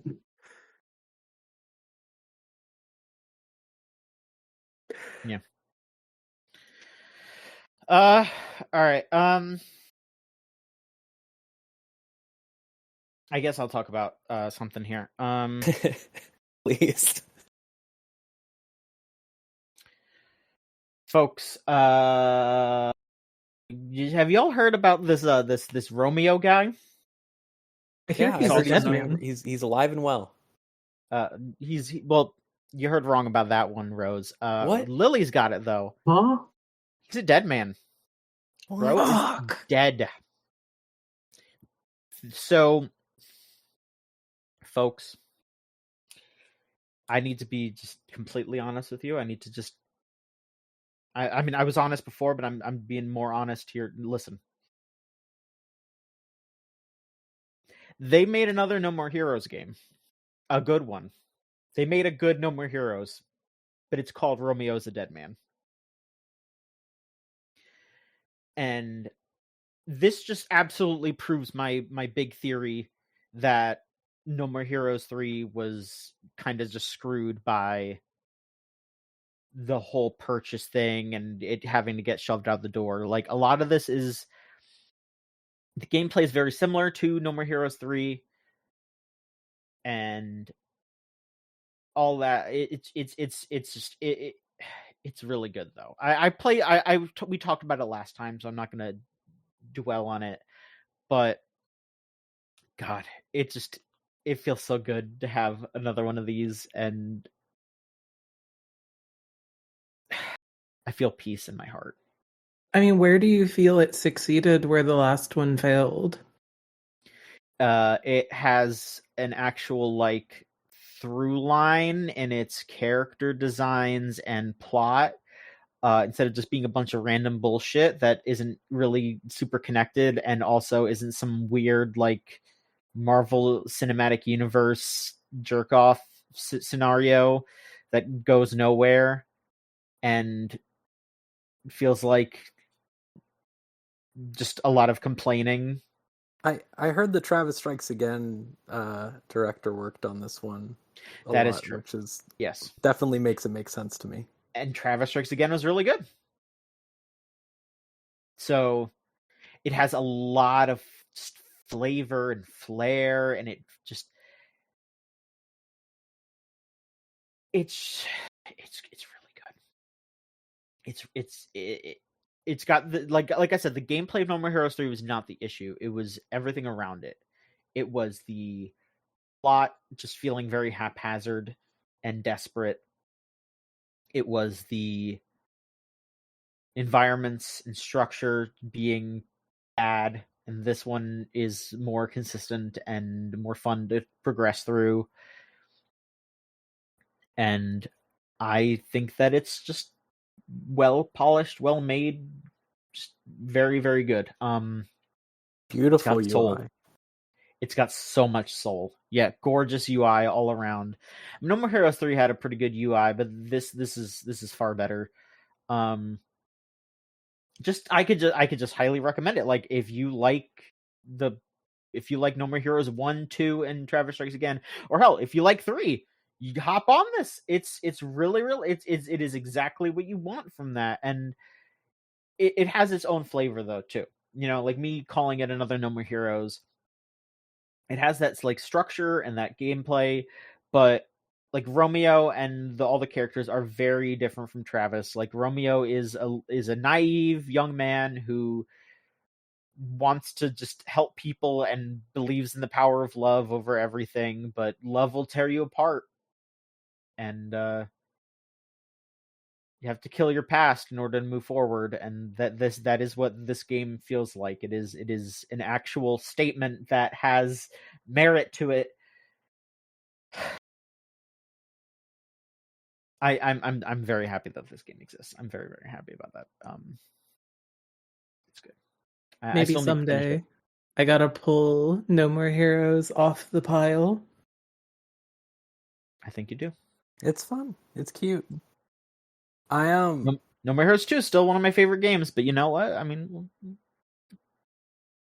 I think not that I think this is a particularly modern game, but based on the things I've seen of Romeo, I mean, in terms of structure, like it's not like a whatever, but based on what I've seen of this game, it really strikes me, and this is my completely exterior looking in opinion, it seems to me like what my issue with Suda was for a long time is I don't get the vibe that Suda plays a lot of different modern games. And he's very much focused on making his art in the form that he has always made his art to some extent. And when he has these collaborators work with him who do play other games and do have an idea of how to make a more, not fully modern take, but ideas from modern things to integrate with it, you come away with a much more interesting thing, like Travis Strikes Again, fiddling around with VN stuff and doing things. This one also, branching out genre changes pretty consistently and fooling around. Like, it just shows to me that more of these auteurs really need to do collaborative works, because then you come away with something a lot better. Yeah, absolutely. There's so many just like art style changes and just goofy bits and all that. Like there is an entire segment that is a dating sim riff, and it's A, actually funny, and B, goes on for so fucking long that it's hilarious, and all you get is an achievement, and I love that. It's so good. I am so glad that this exists, and I am just like, yeah, I'm happy that these games were made, or this game was made, and that it has that freedom to it. All games should be like that for sure. Yeah. Right. Rose, what else have you been playing? Okay, let me think about this. So, short one. I'm going to short one and then long one. Nioh 3. That is a game that is certainly Nioh. I don't know. I don't have too much to say about it that I haven't said when that beta was out on the podcast, but it's fun.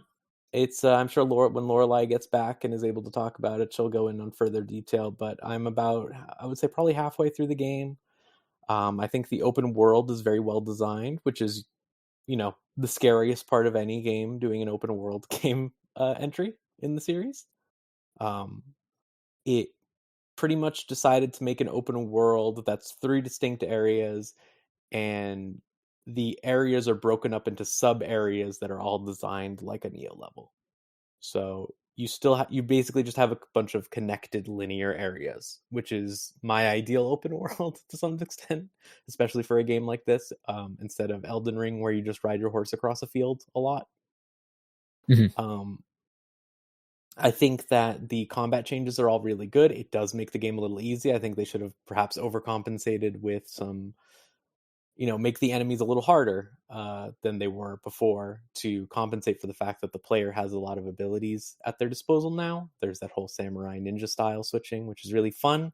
I really enjoy when you switch to ninja style. It is basically like playing a Ninja Gaiden game, which is really fun. Since there hasn't been one of those in a hot while.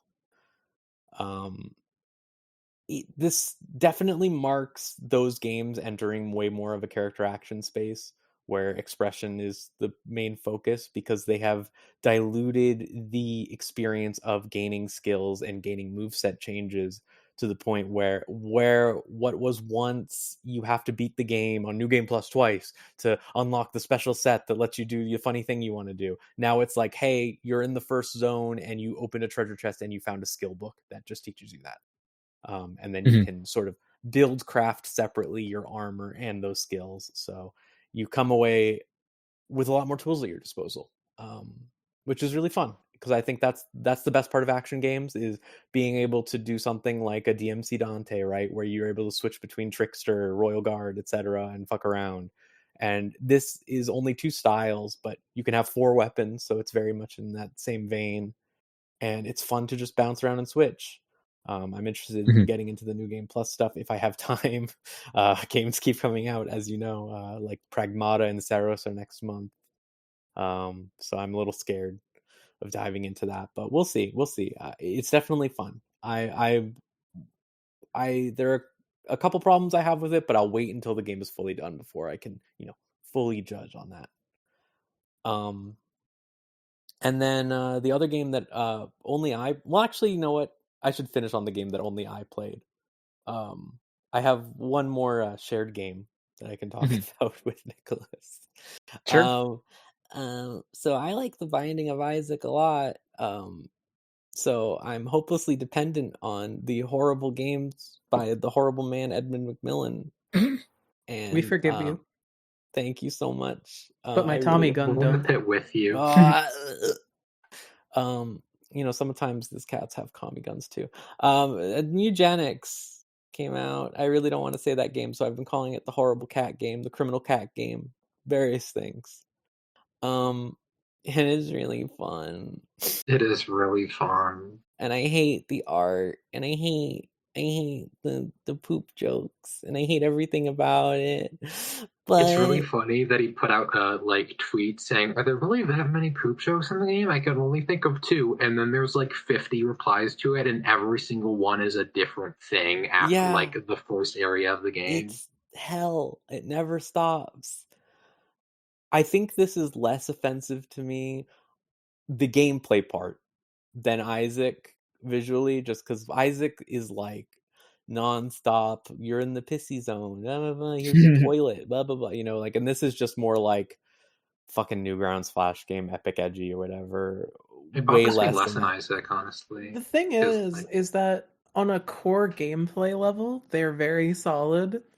I just fucking hate looking at them for any stretch of time. No, yeah, me too. I think huh? Oh no, go ahead. Well, it's I think at this point I've played 15 hours of each of those games respectively, and every single time that really old Xbox controller that has the fucking mottled disgusting flesh covering on it? Yeah. It may be a competent controller, but I don't want to touch it. Yeah. And this is my problem, is it's not even about competency. It's the gameplay loop is exactly what I want. I hate build crafting with high numbers and thinking about stuff like that. And he manages to create in these games that he makes these fucking builds that are constantly variable, constantly interacting with each other and doing crazy things that you haven't seen before in a new run.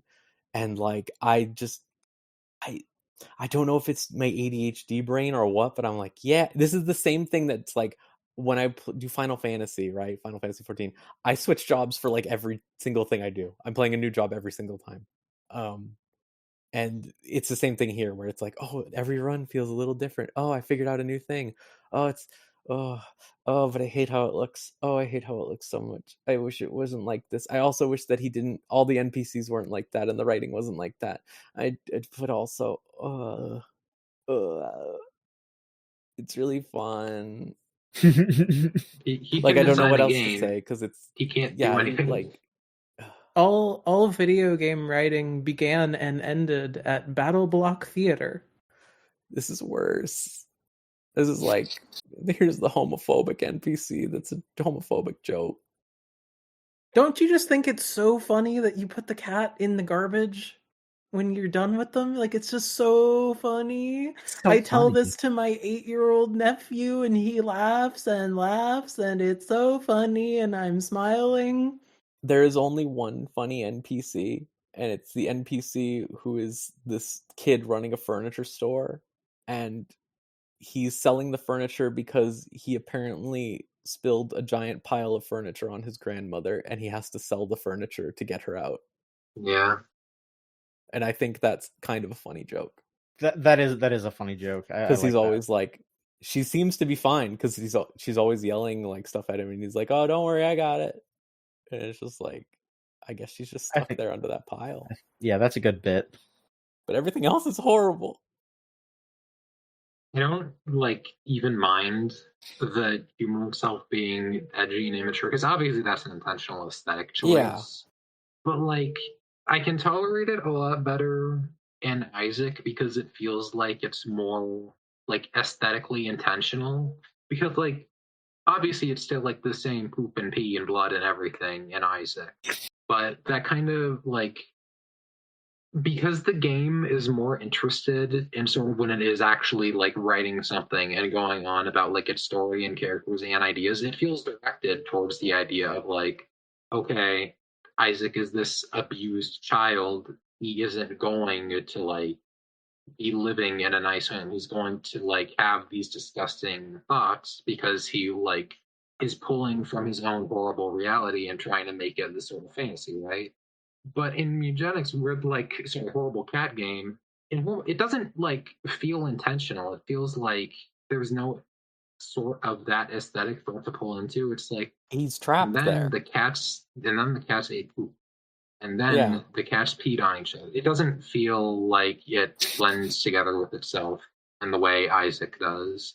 And no, Isaac and also it's like it feels more like focused on the like viscera aspect of it, like the womb area, for instance. So I can kind of like, it's more well-rounded than this game is. There's this thing where it's like, some of those abilities you get to a point where you're like, oh yeah, this is what cats do, right? Like furball ranged attack or something like that, like freaking butt scoot or something like that. Like that, these are what cats do. You can do something with that, sure. But then it's like, it really is like, okay, I've never had a cat that does this. What are you talking about? I've never seen like the epic poop cat. What are you talking about? It sucks. Yeah. But my big thing is Isaac, I'm a little more forgiving with. This is generous. I'm not really that forgiving. I kind of say it every time I talk about the game. But that came out 16 years ago, the Flash version. So it's like, all right, that was 16 years ago. I was a little baby child. Whatever. Sure, people can change. And this is 2020 and he just hasn't. Yeah. Oh my God. Bro just hasn't. It's like, all right, man. And it makes me sad. There are people that are adults in all of our lives that think that media peaked at Invader Zim, and they live among us. Okay, well, don't be mean to me. I'm nice and yeah, hang on. But no, I know exactly what you mean, and you're right. Like that, there is that type of person who's like, Happy Tree Friends was the go. I have got to get home and watch the racist Peanut. Yeah, exactly. Sorry for the burnt peanut. I thought his name was acting the racist peanut. For a second. No, it's like the unburnt peanut, isn't it? No, it's the Whatever. burnt peanut. It's just burnt peanut. Okay, great. Yeah. Okay, enough marketing for the peanut. Yeah. Maybe he'd be a voice actor in the I wouldn't cat be game surprised. next update. Because there's a Well, lot of funny... apparently he hired everyone on Earth to be a voice did. actor in this game. It's hell. But also sometimes it's really funny. Like okay. So every cat has a different voice. And I got a cat this morning that really, really made me laugh because when the cat got knocked down, the cat was just sort of going meow like that instead of like going meow or something. And then like when he got knocked down, he went, I have died. Instead of like a meow death scream. And it really got me. I thought that was really fucking funny. And then when I raised him, he went, I'm okay. And I was just like all the other cats are just screaming or whatever, you know? And I was just like, you know, there's things in this game that come from the randomization aspect that are really amusing. I got a cat that can be a dog because it got infected with the dog disease. So now it's a dog. I've only heard the voice acting for a few of the people, and I do really like that. You know, most of the things that I've heard were people just like, you know, just being like meow, ow, ow. But Germa like went full hog. He sounds like a cat. Yeah, it's so fucking funny. Germa's just doing like a cat impression and like doing like really realistic sounds that a cat would make, and it's just like, dude, yeah, of course, Germa would do that. Mm-hmm. And like this game could be beautiful if he just grew up. Yeah, 100%. I mean, it is still gameplay wise, it is fantastic. I like mechanically, it's awesome. Yeah, Mm-hmm. I love all the variation. It really feels like I don't know. So like I'm playing. I can just talk about this a little bit because it doesn't really matter. I'm playing Slay the Spire 2 at the same time, and I like a lot of things about Slay the Spire 2, obviously as a roguelike thing. But I'm still running into this thing where with Slay the Spire, inherently, you're going to run into repeat events and repeat circumstances, and what changes is the character you are, the build you're going for, etc. Right? But in Mewgenics, it's like every single thing you engage with changes, like every single time. Like there's just so much variety, the same way there was in Isaac, of like the type of room you're going to get into, the type of enemies you're going to fight, the team you have. There's little things like the way that you get items that let you get randomly change what classes you have access to at the beginning of the run to assign to them. There's entire classes that get abilities that are like, this will change or something. Like I just unlocked the Tinkerer class recently because I'm a bit behind. I say I'm a bit behind. I play the game normally. Everyone else is that I know that's playing it is like, I have 75 hours in this. Yeah, I was on that deranged speed and then fraud dropped, and now I've been on that deranged speed on fraud. God. I don't envy that. Good for you, but scary. I've evened out to relatively normal playtime by now. Okay, I just do like a run every night, chilling out in bed or something like that. So I'm at like 20 something hours.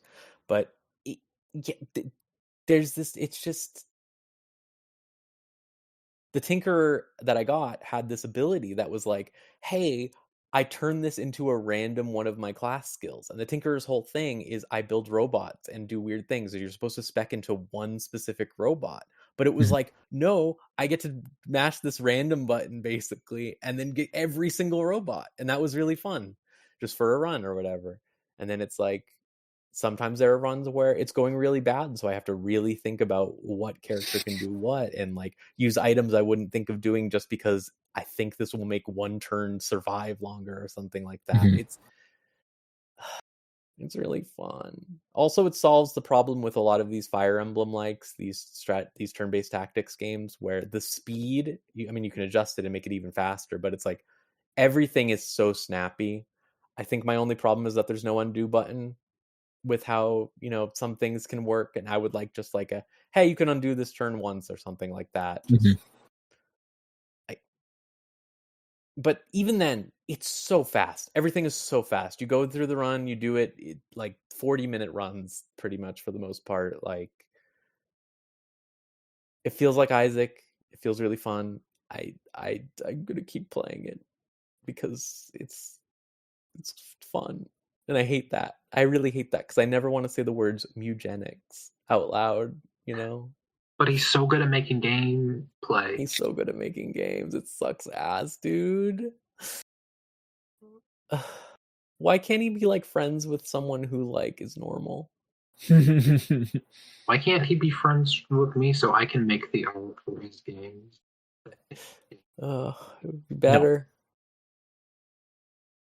No. I don't know if anyone can be friends with me. Maybe that's the problem.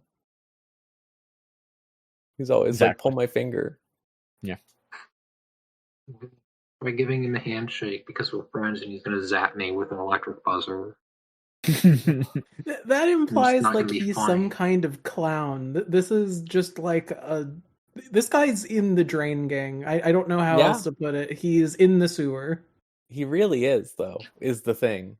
If there was a man who lived in the sewer ever, it was this guy.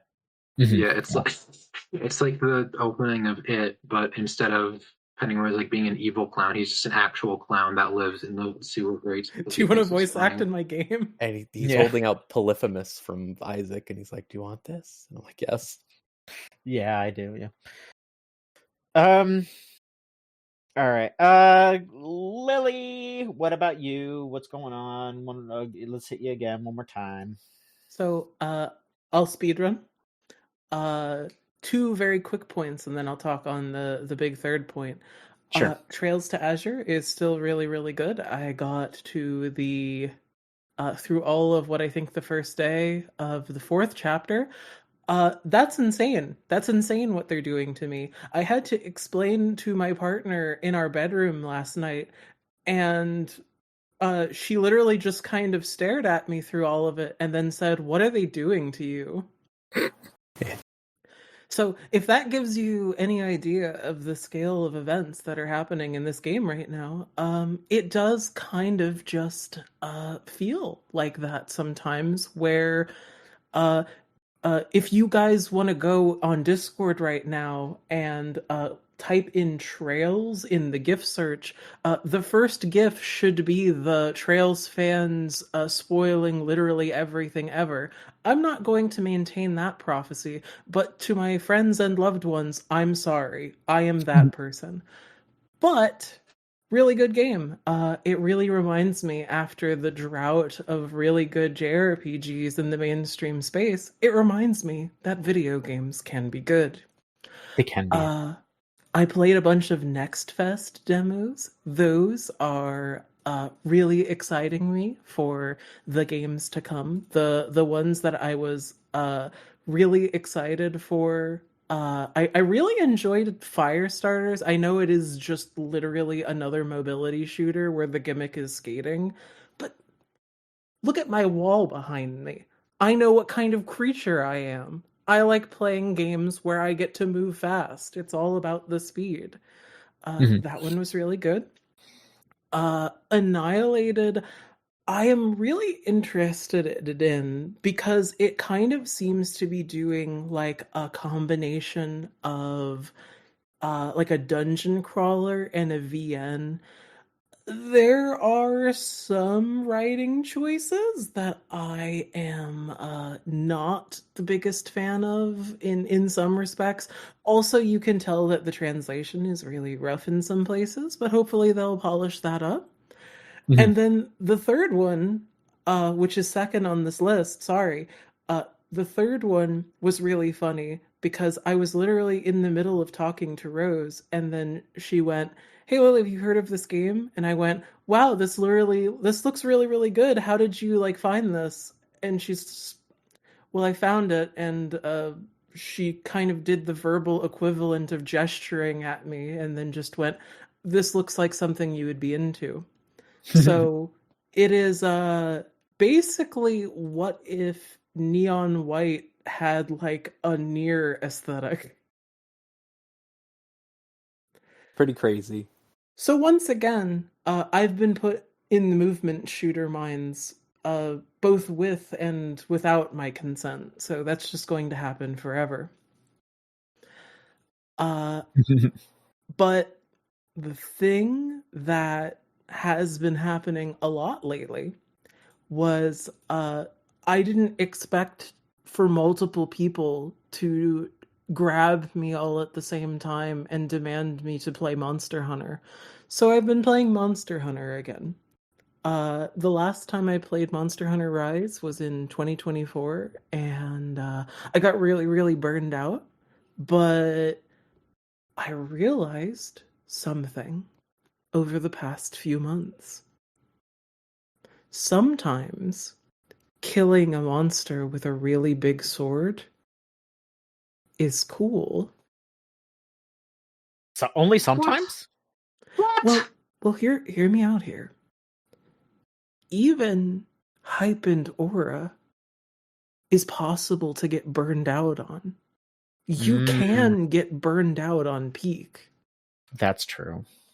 And I played Monster Hunter back to back with two maniacs who are the kinds of people that will play a game for 400 to 500 hours straight and then do the video game equivalent of like rubbing their tummy and going like yum yum good games, and then will immediately play the next game at the same manic pace.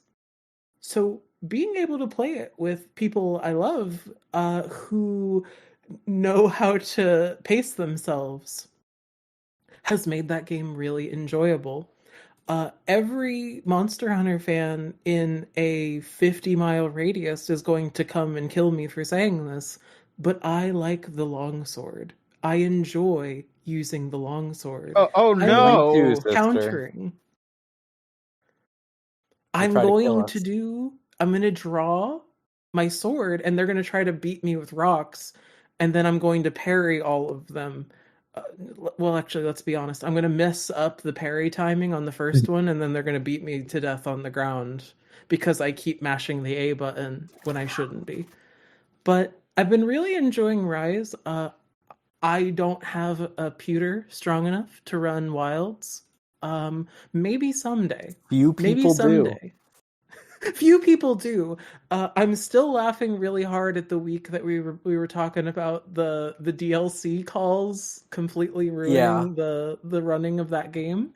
But I don't think it runs that good anyway. I have watched a friend of mine stream it, and it seems to oscillate between looking great to existing in DLSS mid-journey screen wipe hell. So I don't know what's going on with that. Maybe someday PC parts will be affordable enough where we can afford to play video games. Yeah, you know, the bubble explodes and then we pick up the detritus left on the floor. We get to have the fun of remembering like a year ago when you could buy 64 gigabytes of RAM for $100. Don't you guys remember? And that's where we're gonna do like a 90s like wave wipe, and we remember. It's me looking at the eBay page for DDR5 and I go, oh. Yeah, I shouldn't buy that right now. I don't want to spend $486 on RAM.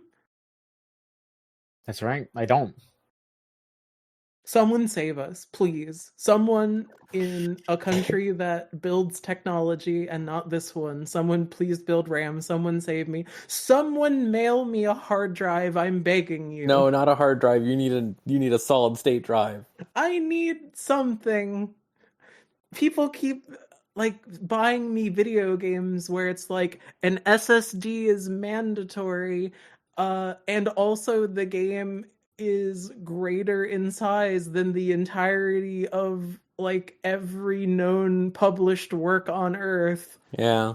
If you don't have a NVMe drive, the CEO of our game will personally put you against the wall.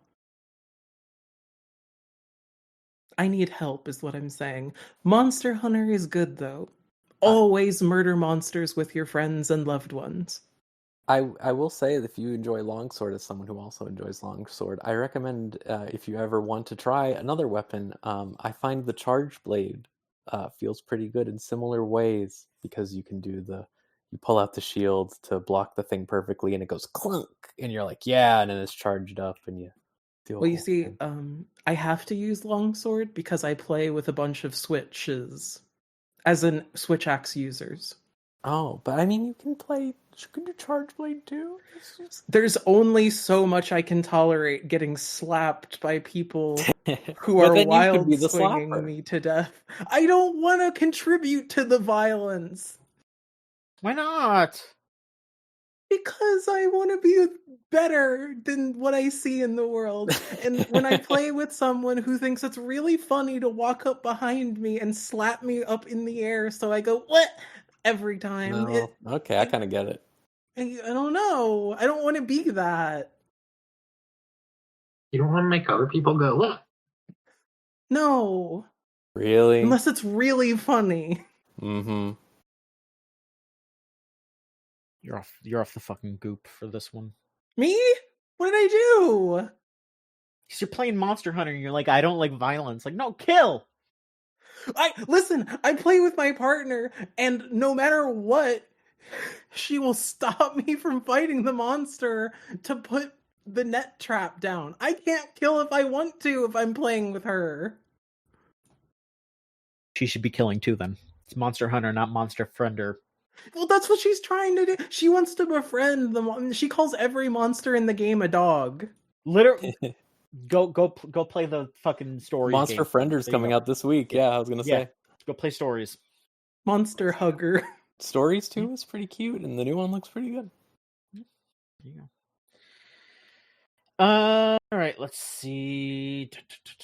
Is there anything else that you all want to talk about before I hit my last thing? Because that'll be the doozy. Oh, Rose, there's a doozy for you. Yeah, hit your last thing. All right, so I've been playing Bungie's hit new shooter Marathon, the extraction shooter that was released on Friday? I don't remember what day. Thursday. It was Thursday. Yeah. Anyways, I've been playing that. I think it's pretty good as someone who hates extraction shooters.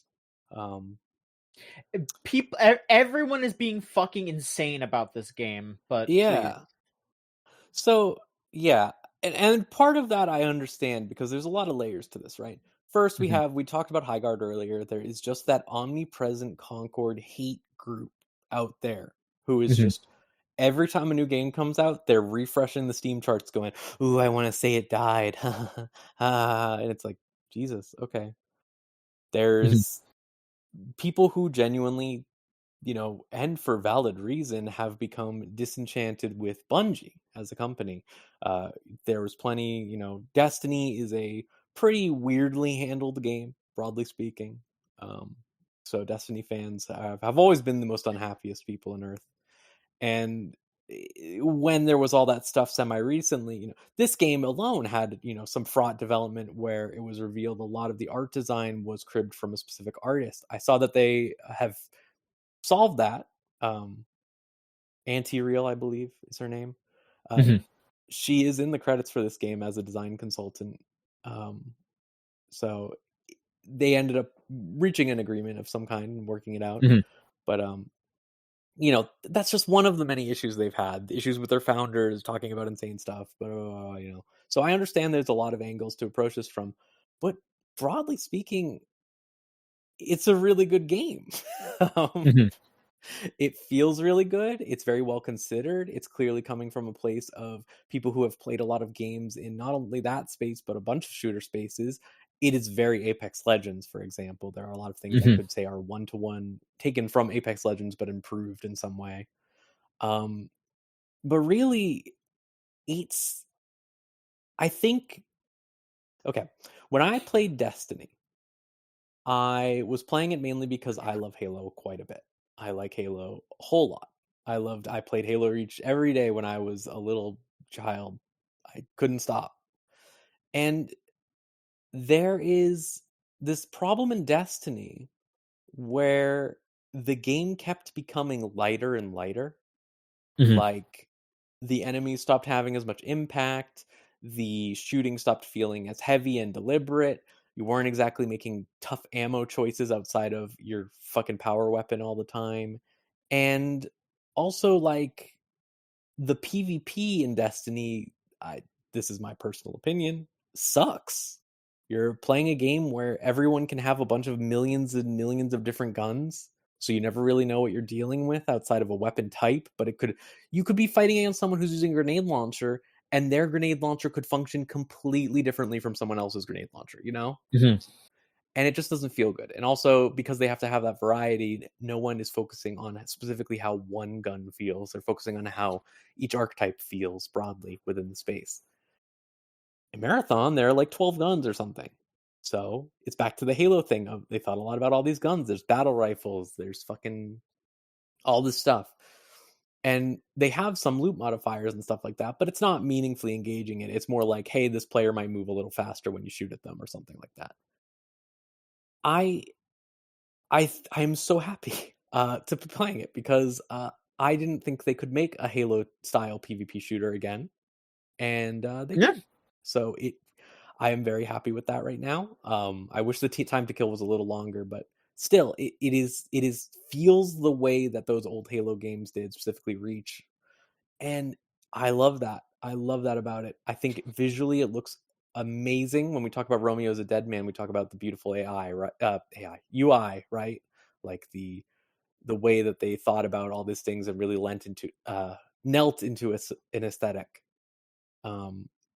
This is the same thing here, where they went all in on their techwear, corpo, like Mhm. crazy aesthetics, like brand logofication that you would see it from something like Arknights, but like cranked up all the way to a maximalist sense.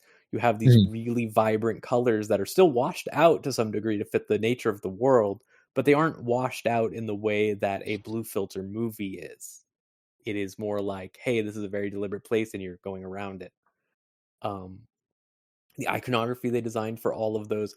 So the way that the game is designed, basically, is it's a 1 to 3 player team-based game where you pick from a class of 6 or 7, I can't remember, classes, and you basically go in, explore a map. There are 3 maps in the game right now. There's another one coming in a couple weeks. And you try to find as much loot as you can and fight off any like robots who are just AI enemies or other players that you run into at any given point. And you try to extract. You have a decision basically after the first 5 minutes of being in a map to extract whenever you want, whenever you feel comfortable, whenever you feel safe to. And it creates this great tension of trying to figure out when you should leave. You know, I feel like that's why the genre is popular. You figuring out when you should leave, what you should do, if you should go to that new objective that just popped up on the map, if you should try to figure out this puzzle this time when you're carrying a really expensive item that will help you in the future, you know, stuff like that. Mhm. And what you do on these maps is you have a really robust selection of missions from 6 different factions. You can see here I'm in front of the Arachne faction, which is the violent, killing, evil faction. That's a faction where you get rewarded specifically for killing other players. Like every time you get a headshot on another player, you get reputation points for them. Like stuff like that. Mhm. There's a medical faction, Nukal, and when you pick up food or medicine in an area and it's like of a certain quality or whatever, you instantly get reputation with them because that's what they want you to do. Mm. There's a bunch of stuff like that. All of them are very defined with thematic concepts with how it relates to the storytelling of that area and what they represent. It's really interesting seeing the way the story is presented because this feels like they really genuinely did learn from Destiny, where the initial problem with Destiny 1 was that it was a game that wanted to tell a story, but they didn't know how. And if you look at something like Halo, they had the terminals that had the deep lore stuff, right? That you would find in each level. And that would just be like the Marathon terminals from Marathon. these places where you go to be told a story, while the core narrative of a Halo game is Master Chief going place to place, basically. Mhm. And Destiny tried to adjust that by going all in on the terminal idea. At the time, Destiny 1 used a phone app, which was insane, but that was the era, right? And Destiny 2 just adapted what was in Destiny 1 seemingly obligatorily. And I know people like that. People like these Dark Souls item descriptions. I don't. But what they did in Marathon is it's way more like Marathon, the game, the old one, the old FPS shooter, where you are getting entire pages of conversations that are in the aesthetic, look like they're on a terminal, like green on black.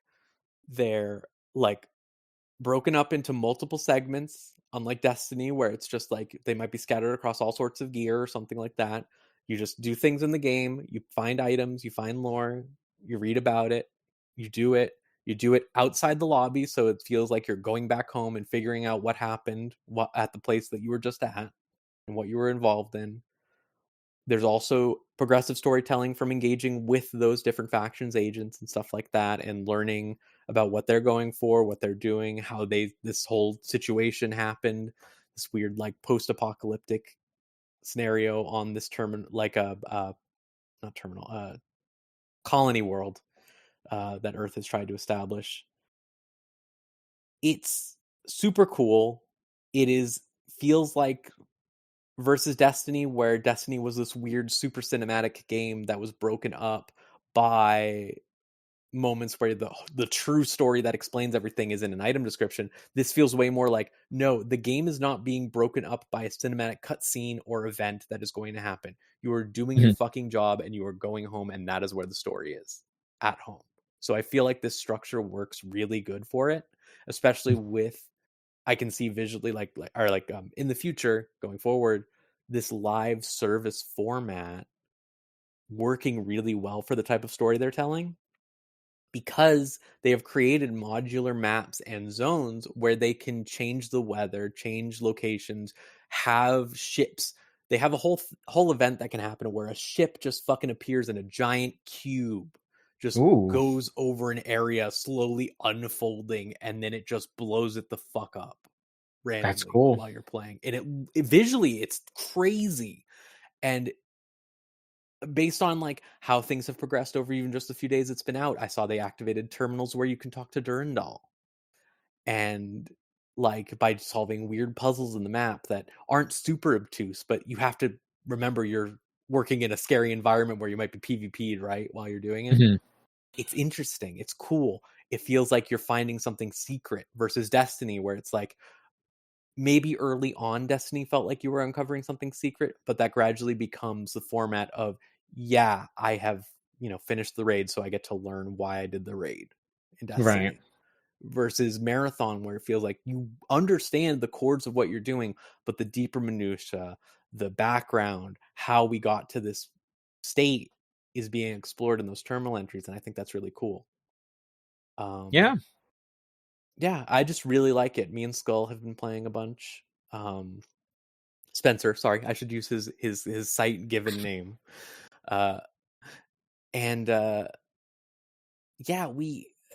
It's just a lot of fun. Like, I don't like extraction shooters. I tried Tarkov years ago. I tried that Dark and Darker game. I was not a fan of the format. But I think it's just the quality that we have here. Like, this is people who know how to make an FPS game. This is people who understand what makes an FPS game feel good.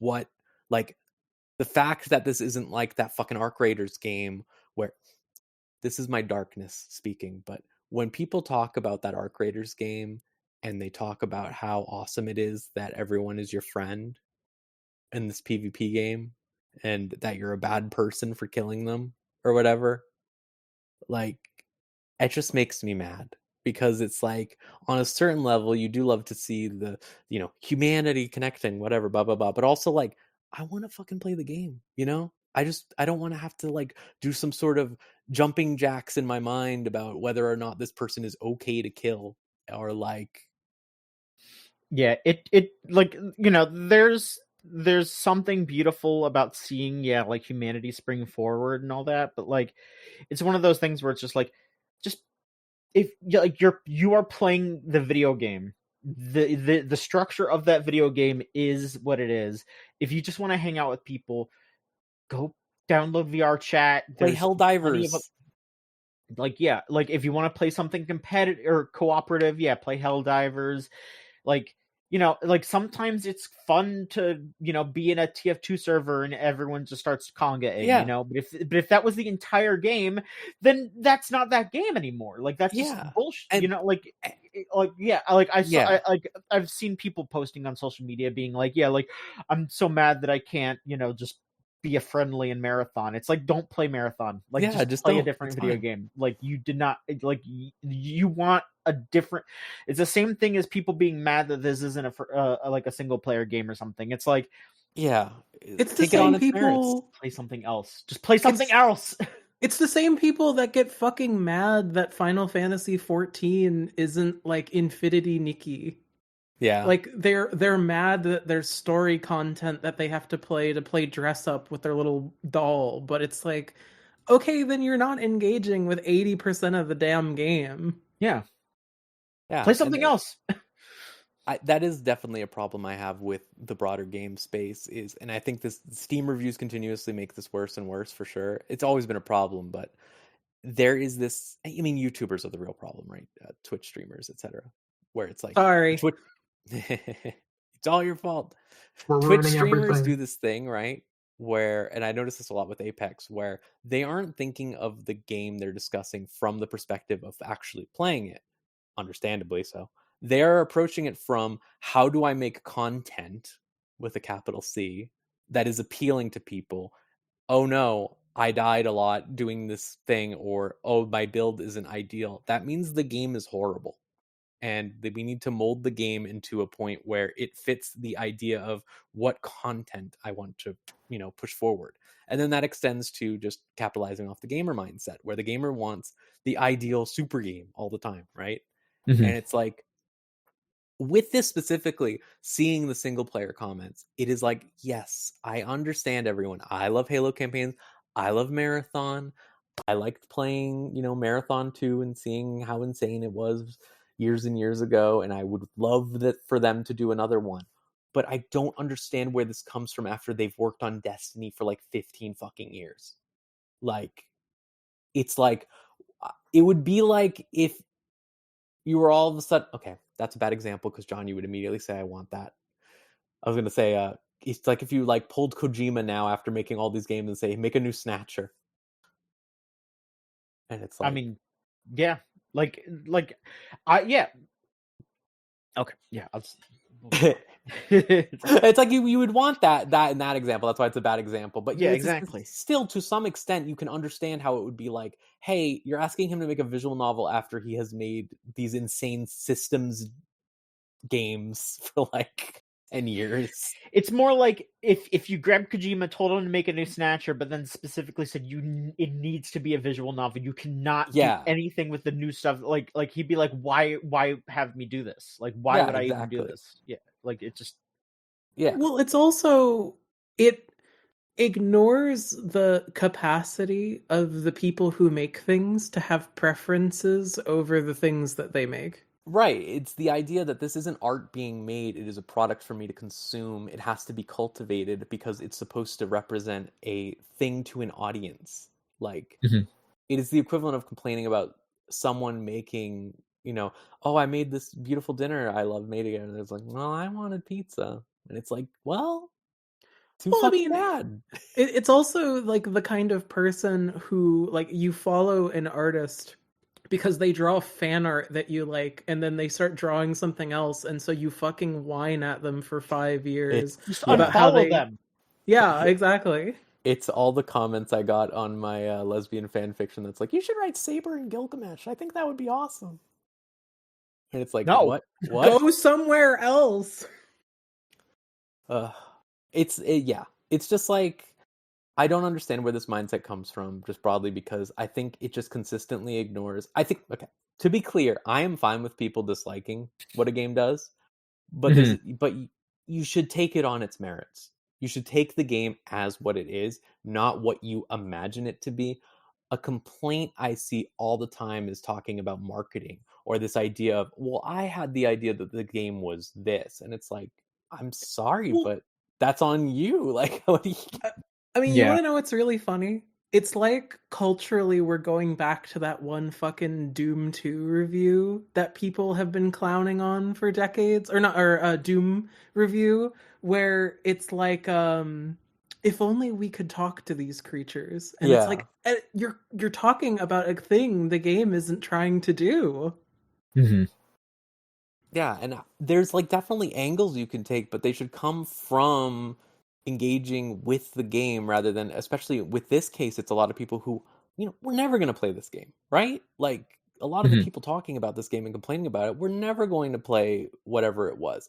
I would hesitate to imagine they would even play it if it was a single player shooter, like, listen, I fucking played Marathon. I like it a lot. It is a fucked up game. Old as fuck, all these things. I refuse to believe these people asking for that played Marathon. Yeah. I mean, again, it's the same thing that you and I have talked about in the past, are the demographic of people who will watch a video essayist talk about their interpretation of a game and then go, yes, I have now mastered this game. I am now qualified to speak on this game that I have not played. Because I watched Mandalore Gaming do it, and now I understand it all perfectly. And that's the thing, is it's like I've always been of two minds of things, right? Of like, I'm like, it's perfectly valid to experience a game through a Let's Play or something like that, right? But games are an interactive medium. They are full of choices, even if they aren't choice-driven games, These are games where one person's playthrough of something is never going to be identical to someone else's because of so many factors, so many reasons. What if you put down a game for X amount of days and then you came back? You now have a different experience of engaging with that game than someone who played it all the way through. Like, this is a medium where I genuinely think you need to have some, if you're going to critically think about games, if you're going to discuss them and have opinions on them, you need to actually engage on some sort of level. Like, you need to, like, I don't know. I'm just always torn on this because there is like a part of me that wants to go like, hey, like, if you don't want to play it and you just want to get the vibe for it, that's fine. But it's like, there needs to be some nuance to how you're evaluating that game then, if that is how you experience that game. It can't just be like what Lily's talking about. Like, that Majuler guy made a bunch of videos about Ultima, right? And now I see a bunch of people talking about Ultima. I'm like, you fuckers didn't play Ultima. Shut up. Like, well, these are people who complain about like being incapable of playing an FPS 5 years old. You're not playing fucking Marathon. Yeah, you're complaining about accessibility options when fucking like Pathways into Darkness was a goddamn game played in like a window in a window. Oh, I do think that the new Marathon is a lot like Pathways into Darkness, I gotta say. Something. When they announced it, I made the joke where I was like, why did you do this with the Marathon IP? The Pathways into Darkness IP is literally right there. And the answer may be they know. Based on some of the story stuff they're doing. Oh, okay. All right. Fine. But yeah, like the thing is that all these people complaining that Marathon isn't like a single player thing. Like, there are games that are like new games that are probably fitting that exact mold or will fit that mold in a few years or something. It's just, you just have to not be so focused on only AAA, like go look at some boomer shooters. Like, even outside of that, this is like motherfuckers complaining that the starters for the new Pokemon look boring and they haven't played Pokemon in 15 goddamn years. Yeah. It's just also, and the thing is too, is like, even if you do want to play those games or whatever, you could just put your starter in the fucking box. Go catch something else. You have options. Do other things. I have to post, no matter what. You could just complain. Or you could just complain. But yeah, it's very frustrating seeing a lot of the conversations around this game because I think it is genuinely a really good game. Like I said, I hate these extraction shooters in the past from everyone I've played, but this one feels so deliberately designed. It feels like they thought about a lot of things. I think it's a damning thing when if you are talking to people about what their critiques of the game are who play it, their main critiques are the battle pass kind of sucks. Like Nightmare.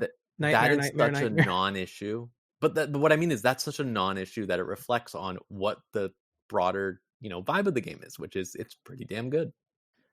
I am wondering how they will keep up the momentum, how it will change. Player communities will constantly grow and shift with time, metas will develop, etc. But right now, just going through all these story quests where, to be clear, like the story quests like activate things in the world for you to engage with also. Like it's never just like, hey, kill people or find item. It's usually like, hey, go to this specific location and you get to go through this whole event and then you'll get lore afterwards or something like that. And I think it's really cool because it does mean like other people are probably trying to do that mission too. So you have that inevitable friction of players clashing into each other naturally. And that reflects like the thoughtfulness of the game's design to me. Like this is a game designed to create these events, create these things, and it tries to tell its story outside of that because of how, putting story in the middle of that game would break the momentum and get in the way of the personal stories that you're developing. Like, I don't know.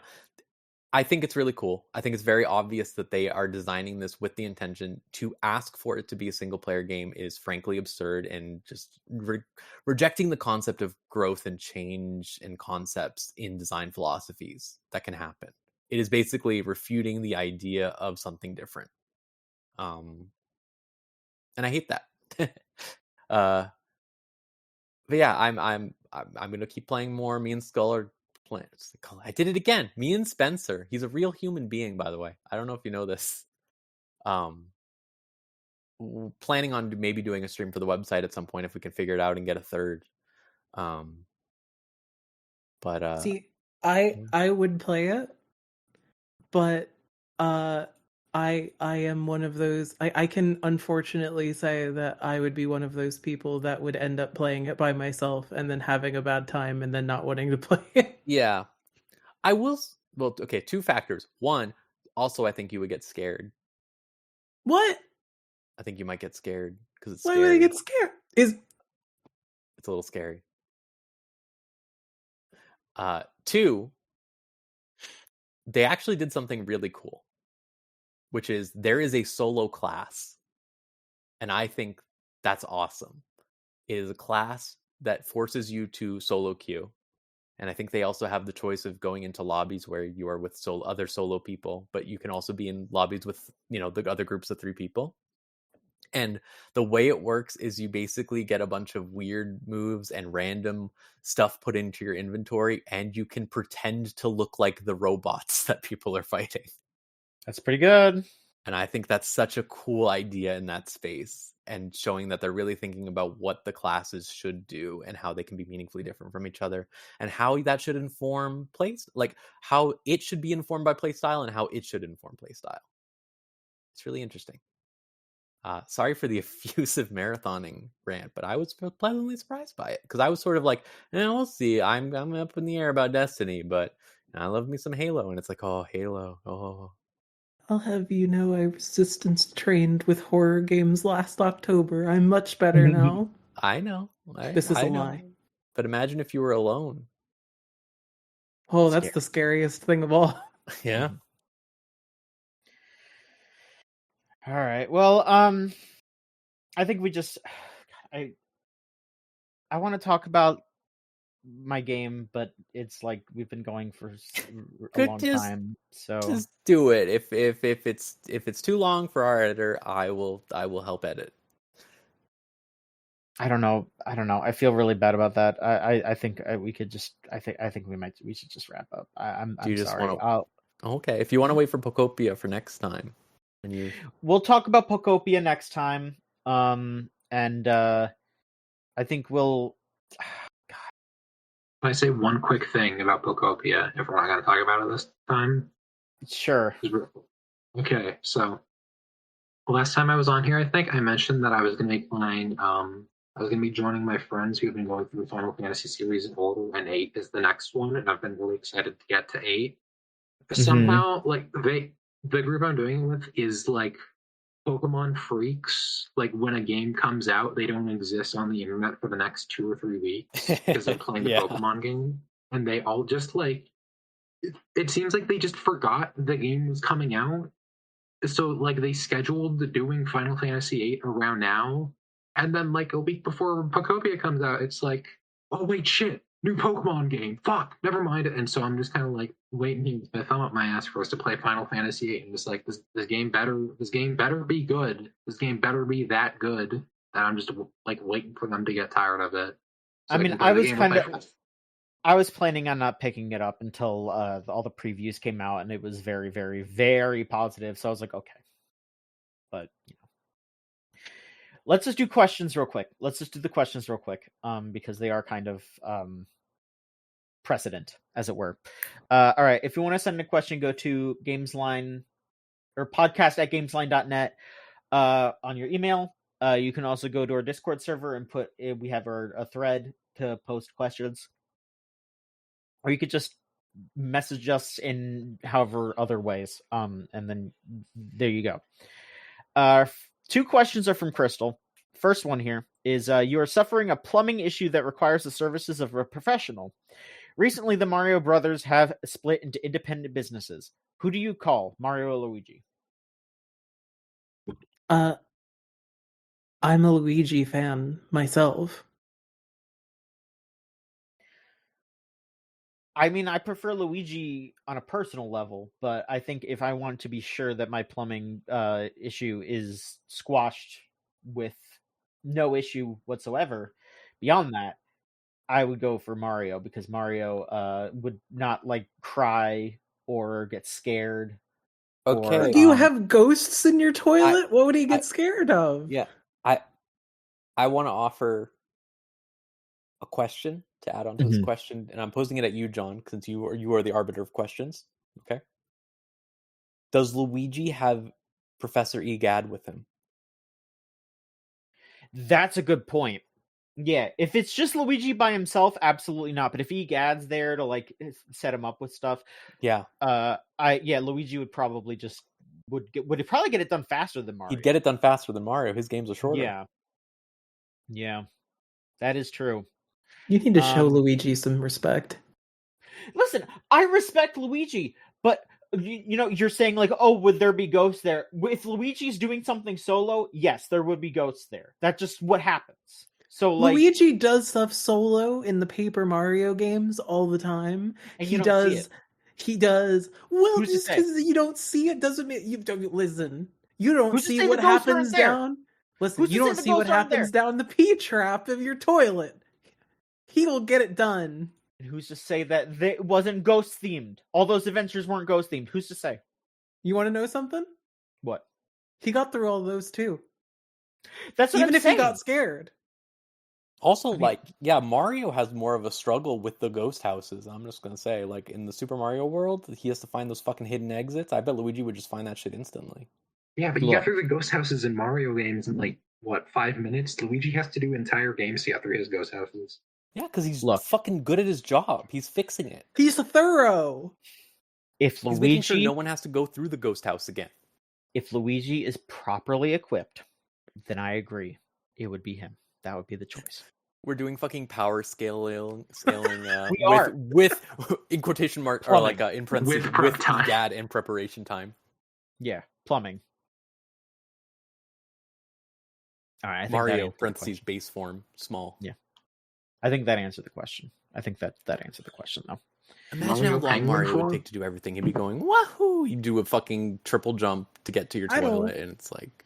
Listen, I'm stressed. If my toilet's not working, if my shower isn't going, I don't care how jovial you are. I don't want to hear a wahoo. So you'd empathize with Luigi's concern because that's how you feel in that moment. So yes, be like, oh, he's we're on taking the same it page. seriously. Yeah. Okay. All right. Yeah. He's a professional. You know, I'm gonna nip all of this in the bud, and I'm just gonna say they would never split. Mario and Luigi would never split. They love each other very much. They are brothers forever, and this would never happen. That's the real answer. That's true. Bowser kidnapped and murdered one of them in 2 alternate realities, a different run of each reality, so they have to keep. They would find each other in any universe. What if the Mr. Yeah, L but they still have their situation own where individual Luigi has businesses. amnesia. Then Mario would help has him. amnesia, and he thinks he's named Mr. L, and he runs his own Exactly Mr. right, L John. plumbing business.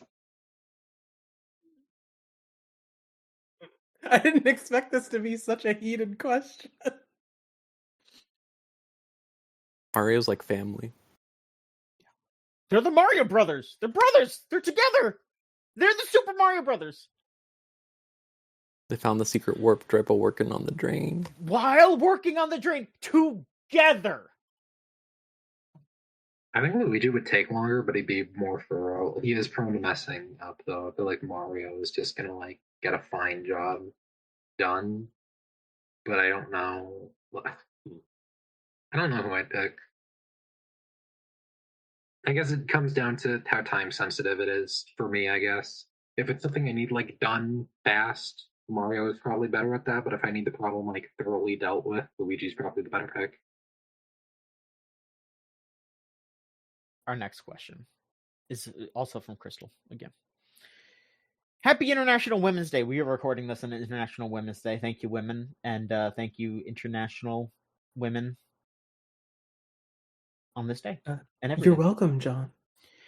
Can you share some words of appreciation for the women in your lives?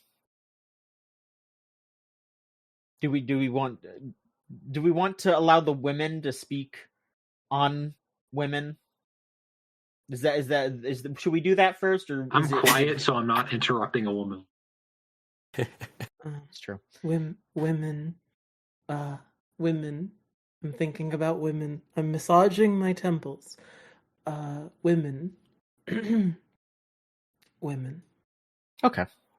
In serious though, every woman in my life is beautiful, enriches all of us, and I think should be appreciated with all of our hearts and souls.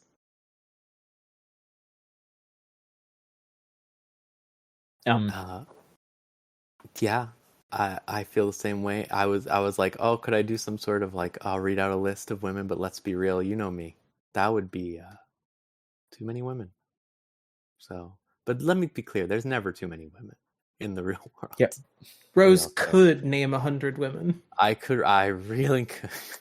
But you know, I'll let the women speak for themselves. There you go. John, name one woman. From what? Just like in general? Name one woman. Just a woman. John, name a woman. The girl Pepsi Man.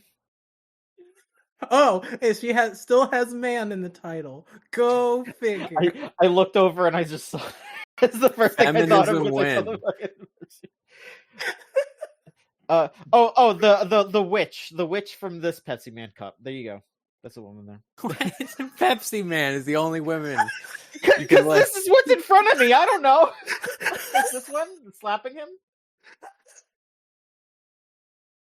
That's what's in front of me. I don't know. I don't know why. I don't know why. I was like, it needs to be something in front of me. Yeah. The fact that it needs to be something in front of me, and then I'm like, okay, the girl Pepsi Man from the commercials, and then I like what? Name a woman, and then it's like a sitcom bit where you have to look around the room and like find objects to assemble a fake name out of. Why did I just P-tier Griffin that? Like, what the fuck is going on right now? Oh my god. What the fuck was that? If I will be serious, yes. I have learned plenty from many women in my life. I am very happy to have a lot of friendship, a lot of great relationships with a lot of really smart, really strong, really just incredible people that are women. And I cherish that every day. Nikolas, do you have anything to say about women? I think women are badass and cool. I like talking with them and hanging out with them. I want to do it more. Mm-hmm. Go women. Thank you, women. Woo-hoo. Our last question is from Aspiring Shoulder, who asks, you are given license to destroy any single work of architecture anywhere in the world. Which one do you choose? That's a great question. That is a great question. Man, that's a great question. There's a lot of options that could be really funny.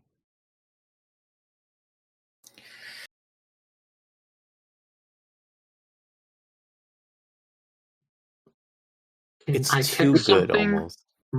What? Can I pick something that is currently under destruction and immediately destroy it once it finishes? I suppose. Yeah, sure. That like fucking White House extension they're building. I think it'd be really funny if the millisecond they finished it, it just pooped out of existence. That would be pretty funny. It just falls apart. Where did it go? There are so many extremely valid political choices to make that just picking one, very difficult. And also, you know, it's also like the correct answer, but it's also just like, I don't know, it's like not, I don't want to have to be like, well, I would choose the woke option. It's like, no, like, I mean, I'm not doing it politically. I just think it'd be funny. Whatever highway loop is closest to John's house. Oh, okay. You know what? It's fucking the construction around here has been really bad. That is what you're saying is probably legitimately what's happening right now. I've seen the Texas highway loops. They are nightmarish. It's not fucking good right now. Like, getting on and off the friggin' turnpike right now is bad. I had to I was trying to go on the highway a couple of days ago, and I had to like pull off and like go around just to get to when I went to see the Uma Musume movie. I had to go off like the beaten path like 3 times just to get there on time because the traffic was so bad. So your wish has been granted, Lily. Okay. Everyone say thank you, women. Yes, thank you, women. Thank you, women. For ruining my driving experience. Thank you. I mean, that was like a retroactive punishment for my Pepsi Woman display there. That was just like, you know what, you were stuck in traffic because of what you did now. So that's what I believe. I think that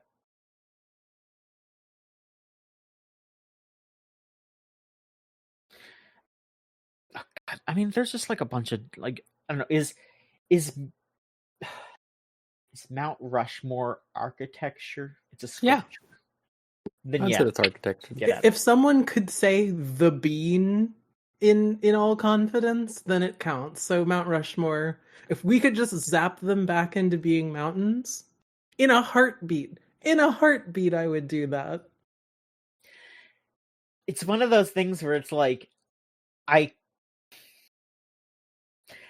think having a cool ass statue of your leaders' faces as like a prominent display is an interesting idea. But of course, the disrespectful aspect of it to the Native Americans is the big problem. And I mean, there's also just like the issues of the United States presidency, et cetera, et cetera. Yes, that's. I would say just zap it back into being normal ass mountains. That would be an easy pick for me.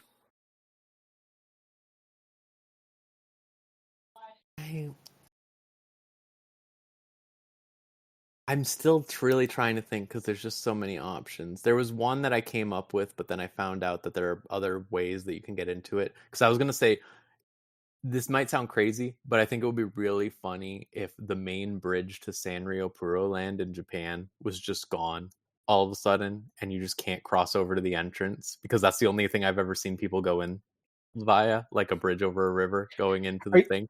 Are you like saying this because you want to like be trapped inside of there? Like It would like... be fun, but more I was just thinking how funny it would be in this circumstance of like, we want to go over there. No, we can't get to the Sanrio land.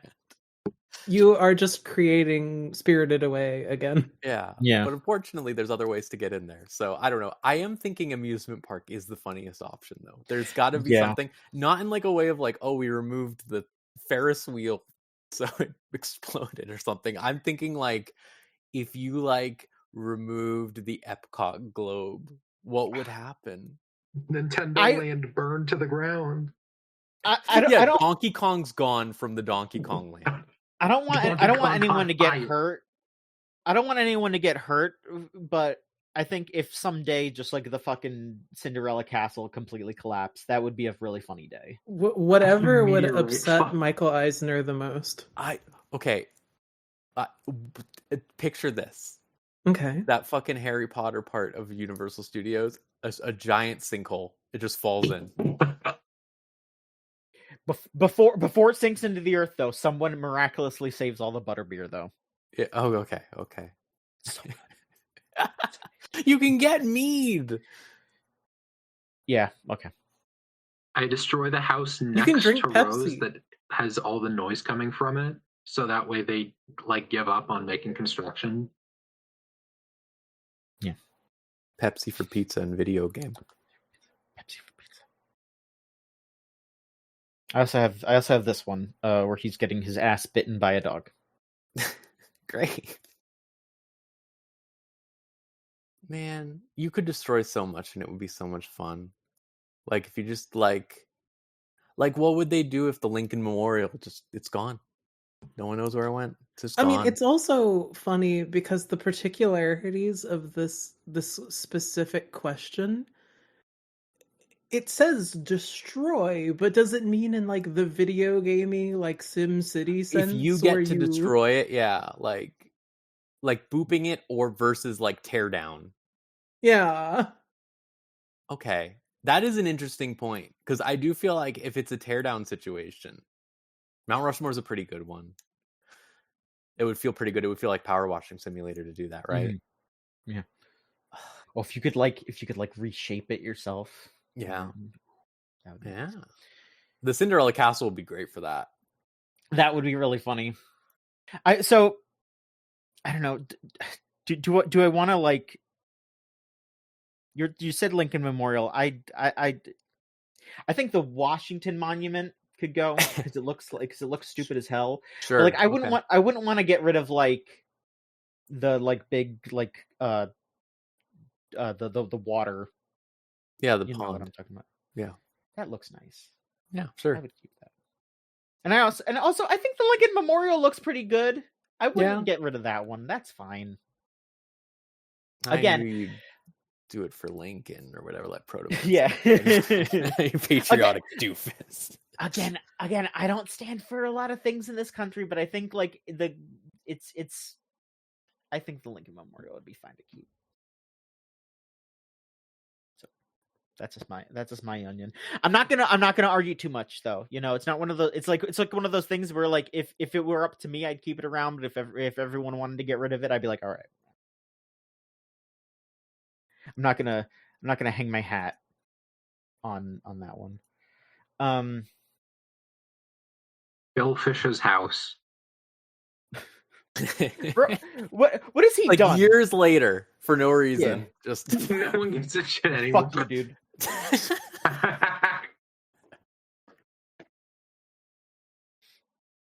God. All right. He wasn't even. I was thinking of Jonathan Blow. Why did I get? Yeah, I mean, yeah, Jonathan Blow. Yeah. I think both suck, yeah. but yeah. Okay. All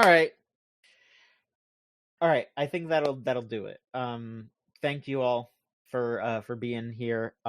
Sorry again that it went on for so long again, but and also sorry that I didn't get to speak about Pokopia. We will do that next time. I will lock in about Pokopia next time because you know I've only played a little bit.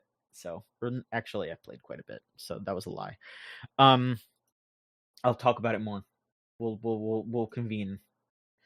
But yes, if you are watching us and you are new, etc., if you're listening to the podcast, you want to find out some more stuff here, we have our website, which is gamesline.net. Check that out, where things will be posted. Rose, you should have your trails. Yep, should be up review pretty soon, I imagine. Soonish. I say that not to rush you. I'm just saying, No, yeah, it should be. Hopefully, it's been like a month and a half. Maverick has the Scott Pilgrim review up if you want to check that out. Lily, you posted your article about trails a couple of like a week and a half ago about. So there's stuff to check out. And you can follow us on Blue Sky, which is also at gamesline.net on there, or join our Discord server, thegamezone.zone. Type that into your web browser, bring you straight there. Come hang out, come chat, come be in a place that's chill. Friends. And I know that Discord is, iffy right now, but that's where we are right now. And if that changes, we will let you know. But that is what we're doing right now is Discord. You can go to youtube.com/@gamesline for our VODs, our saved VODs. And if you're listening to this podcast after it's recorded, you can go to twitch.tv/GameslineTV on Sunday at 4 p.m. CST. Just about. We're not on time a lot, but that'll be where the podcast is live streamed. If you want to do that. If you want to support us monetarily, you can go to patreon.com/gamesline. We have our $3 tier if you so choose. Just to support us, I keep saying we want to do the anime podcast. I don't know when we're going to do that. We will figure something out. But for now, hey, support us. We're an independent video game website that just is doing this on our own. We don't have any advertising. We don't have any other means of money. Some of us have day jobs, but this is just funded by the Patreon. So please support us if you have the means. And thank you to Melt Channel/Magic Circuit for our theme song Crush off of the album Magic is Real. If you want to listen to their stuff, it's meltchannel.bandcamp.com or magic-circuit.bandcamp.com. Their recent stuff is magic-circuit. And from what I've been told, they have new music coming out soon, and Maverick said that it's real banger stuff. So I would, maybe subscribe to that page and buy the music on Bandcamp Friday. First Friday of every month. Rose, where can people find you? Over at Blue Sky, fatamorgana.bsky.social, and also over on Twitch, Curry Draco, like the food, and then like the dragon. Nikolas, where can people find you? You can find me on suspectcactus.bsky.social. Maybe one day Twitch, I don't know. I need to test that. Lily, how about you? I can be found at gallilusdatura.bsky.social. Wonderful. And you can find me at john.gamesline.net on Blue Sky. Thank you so much, everybody, for listening and for participating, etc., etc., etc. We will be back, hopefully next week, with another episode of the Gamesline Podcast. Goodbye. Goodbye. Bye-bye. Bye.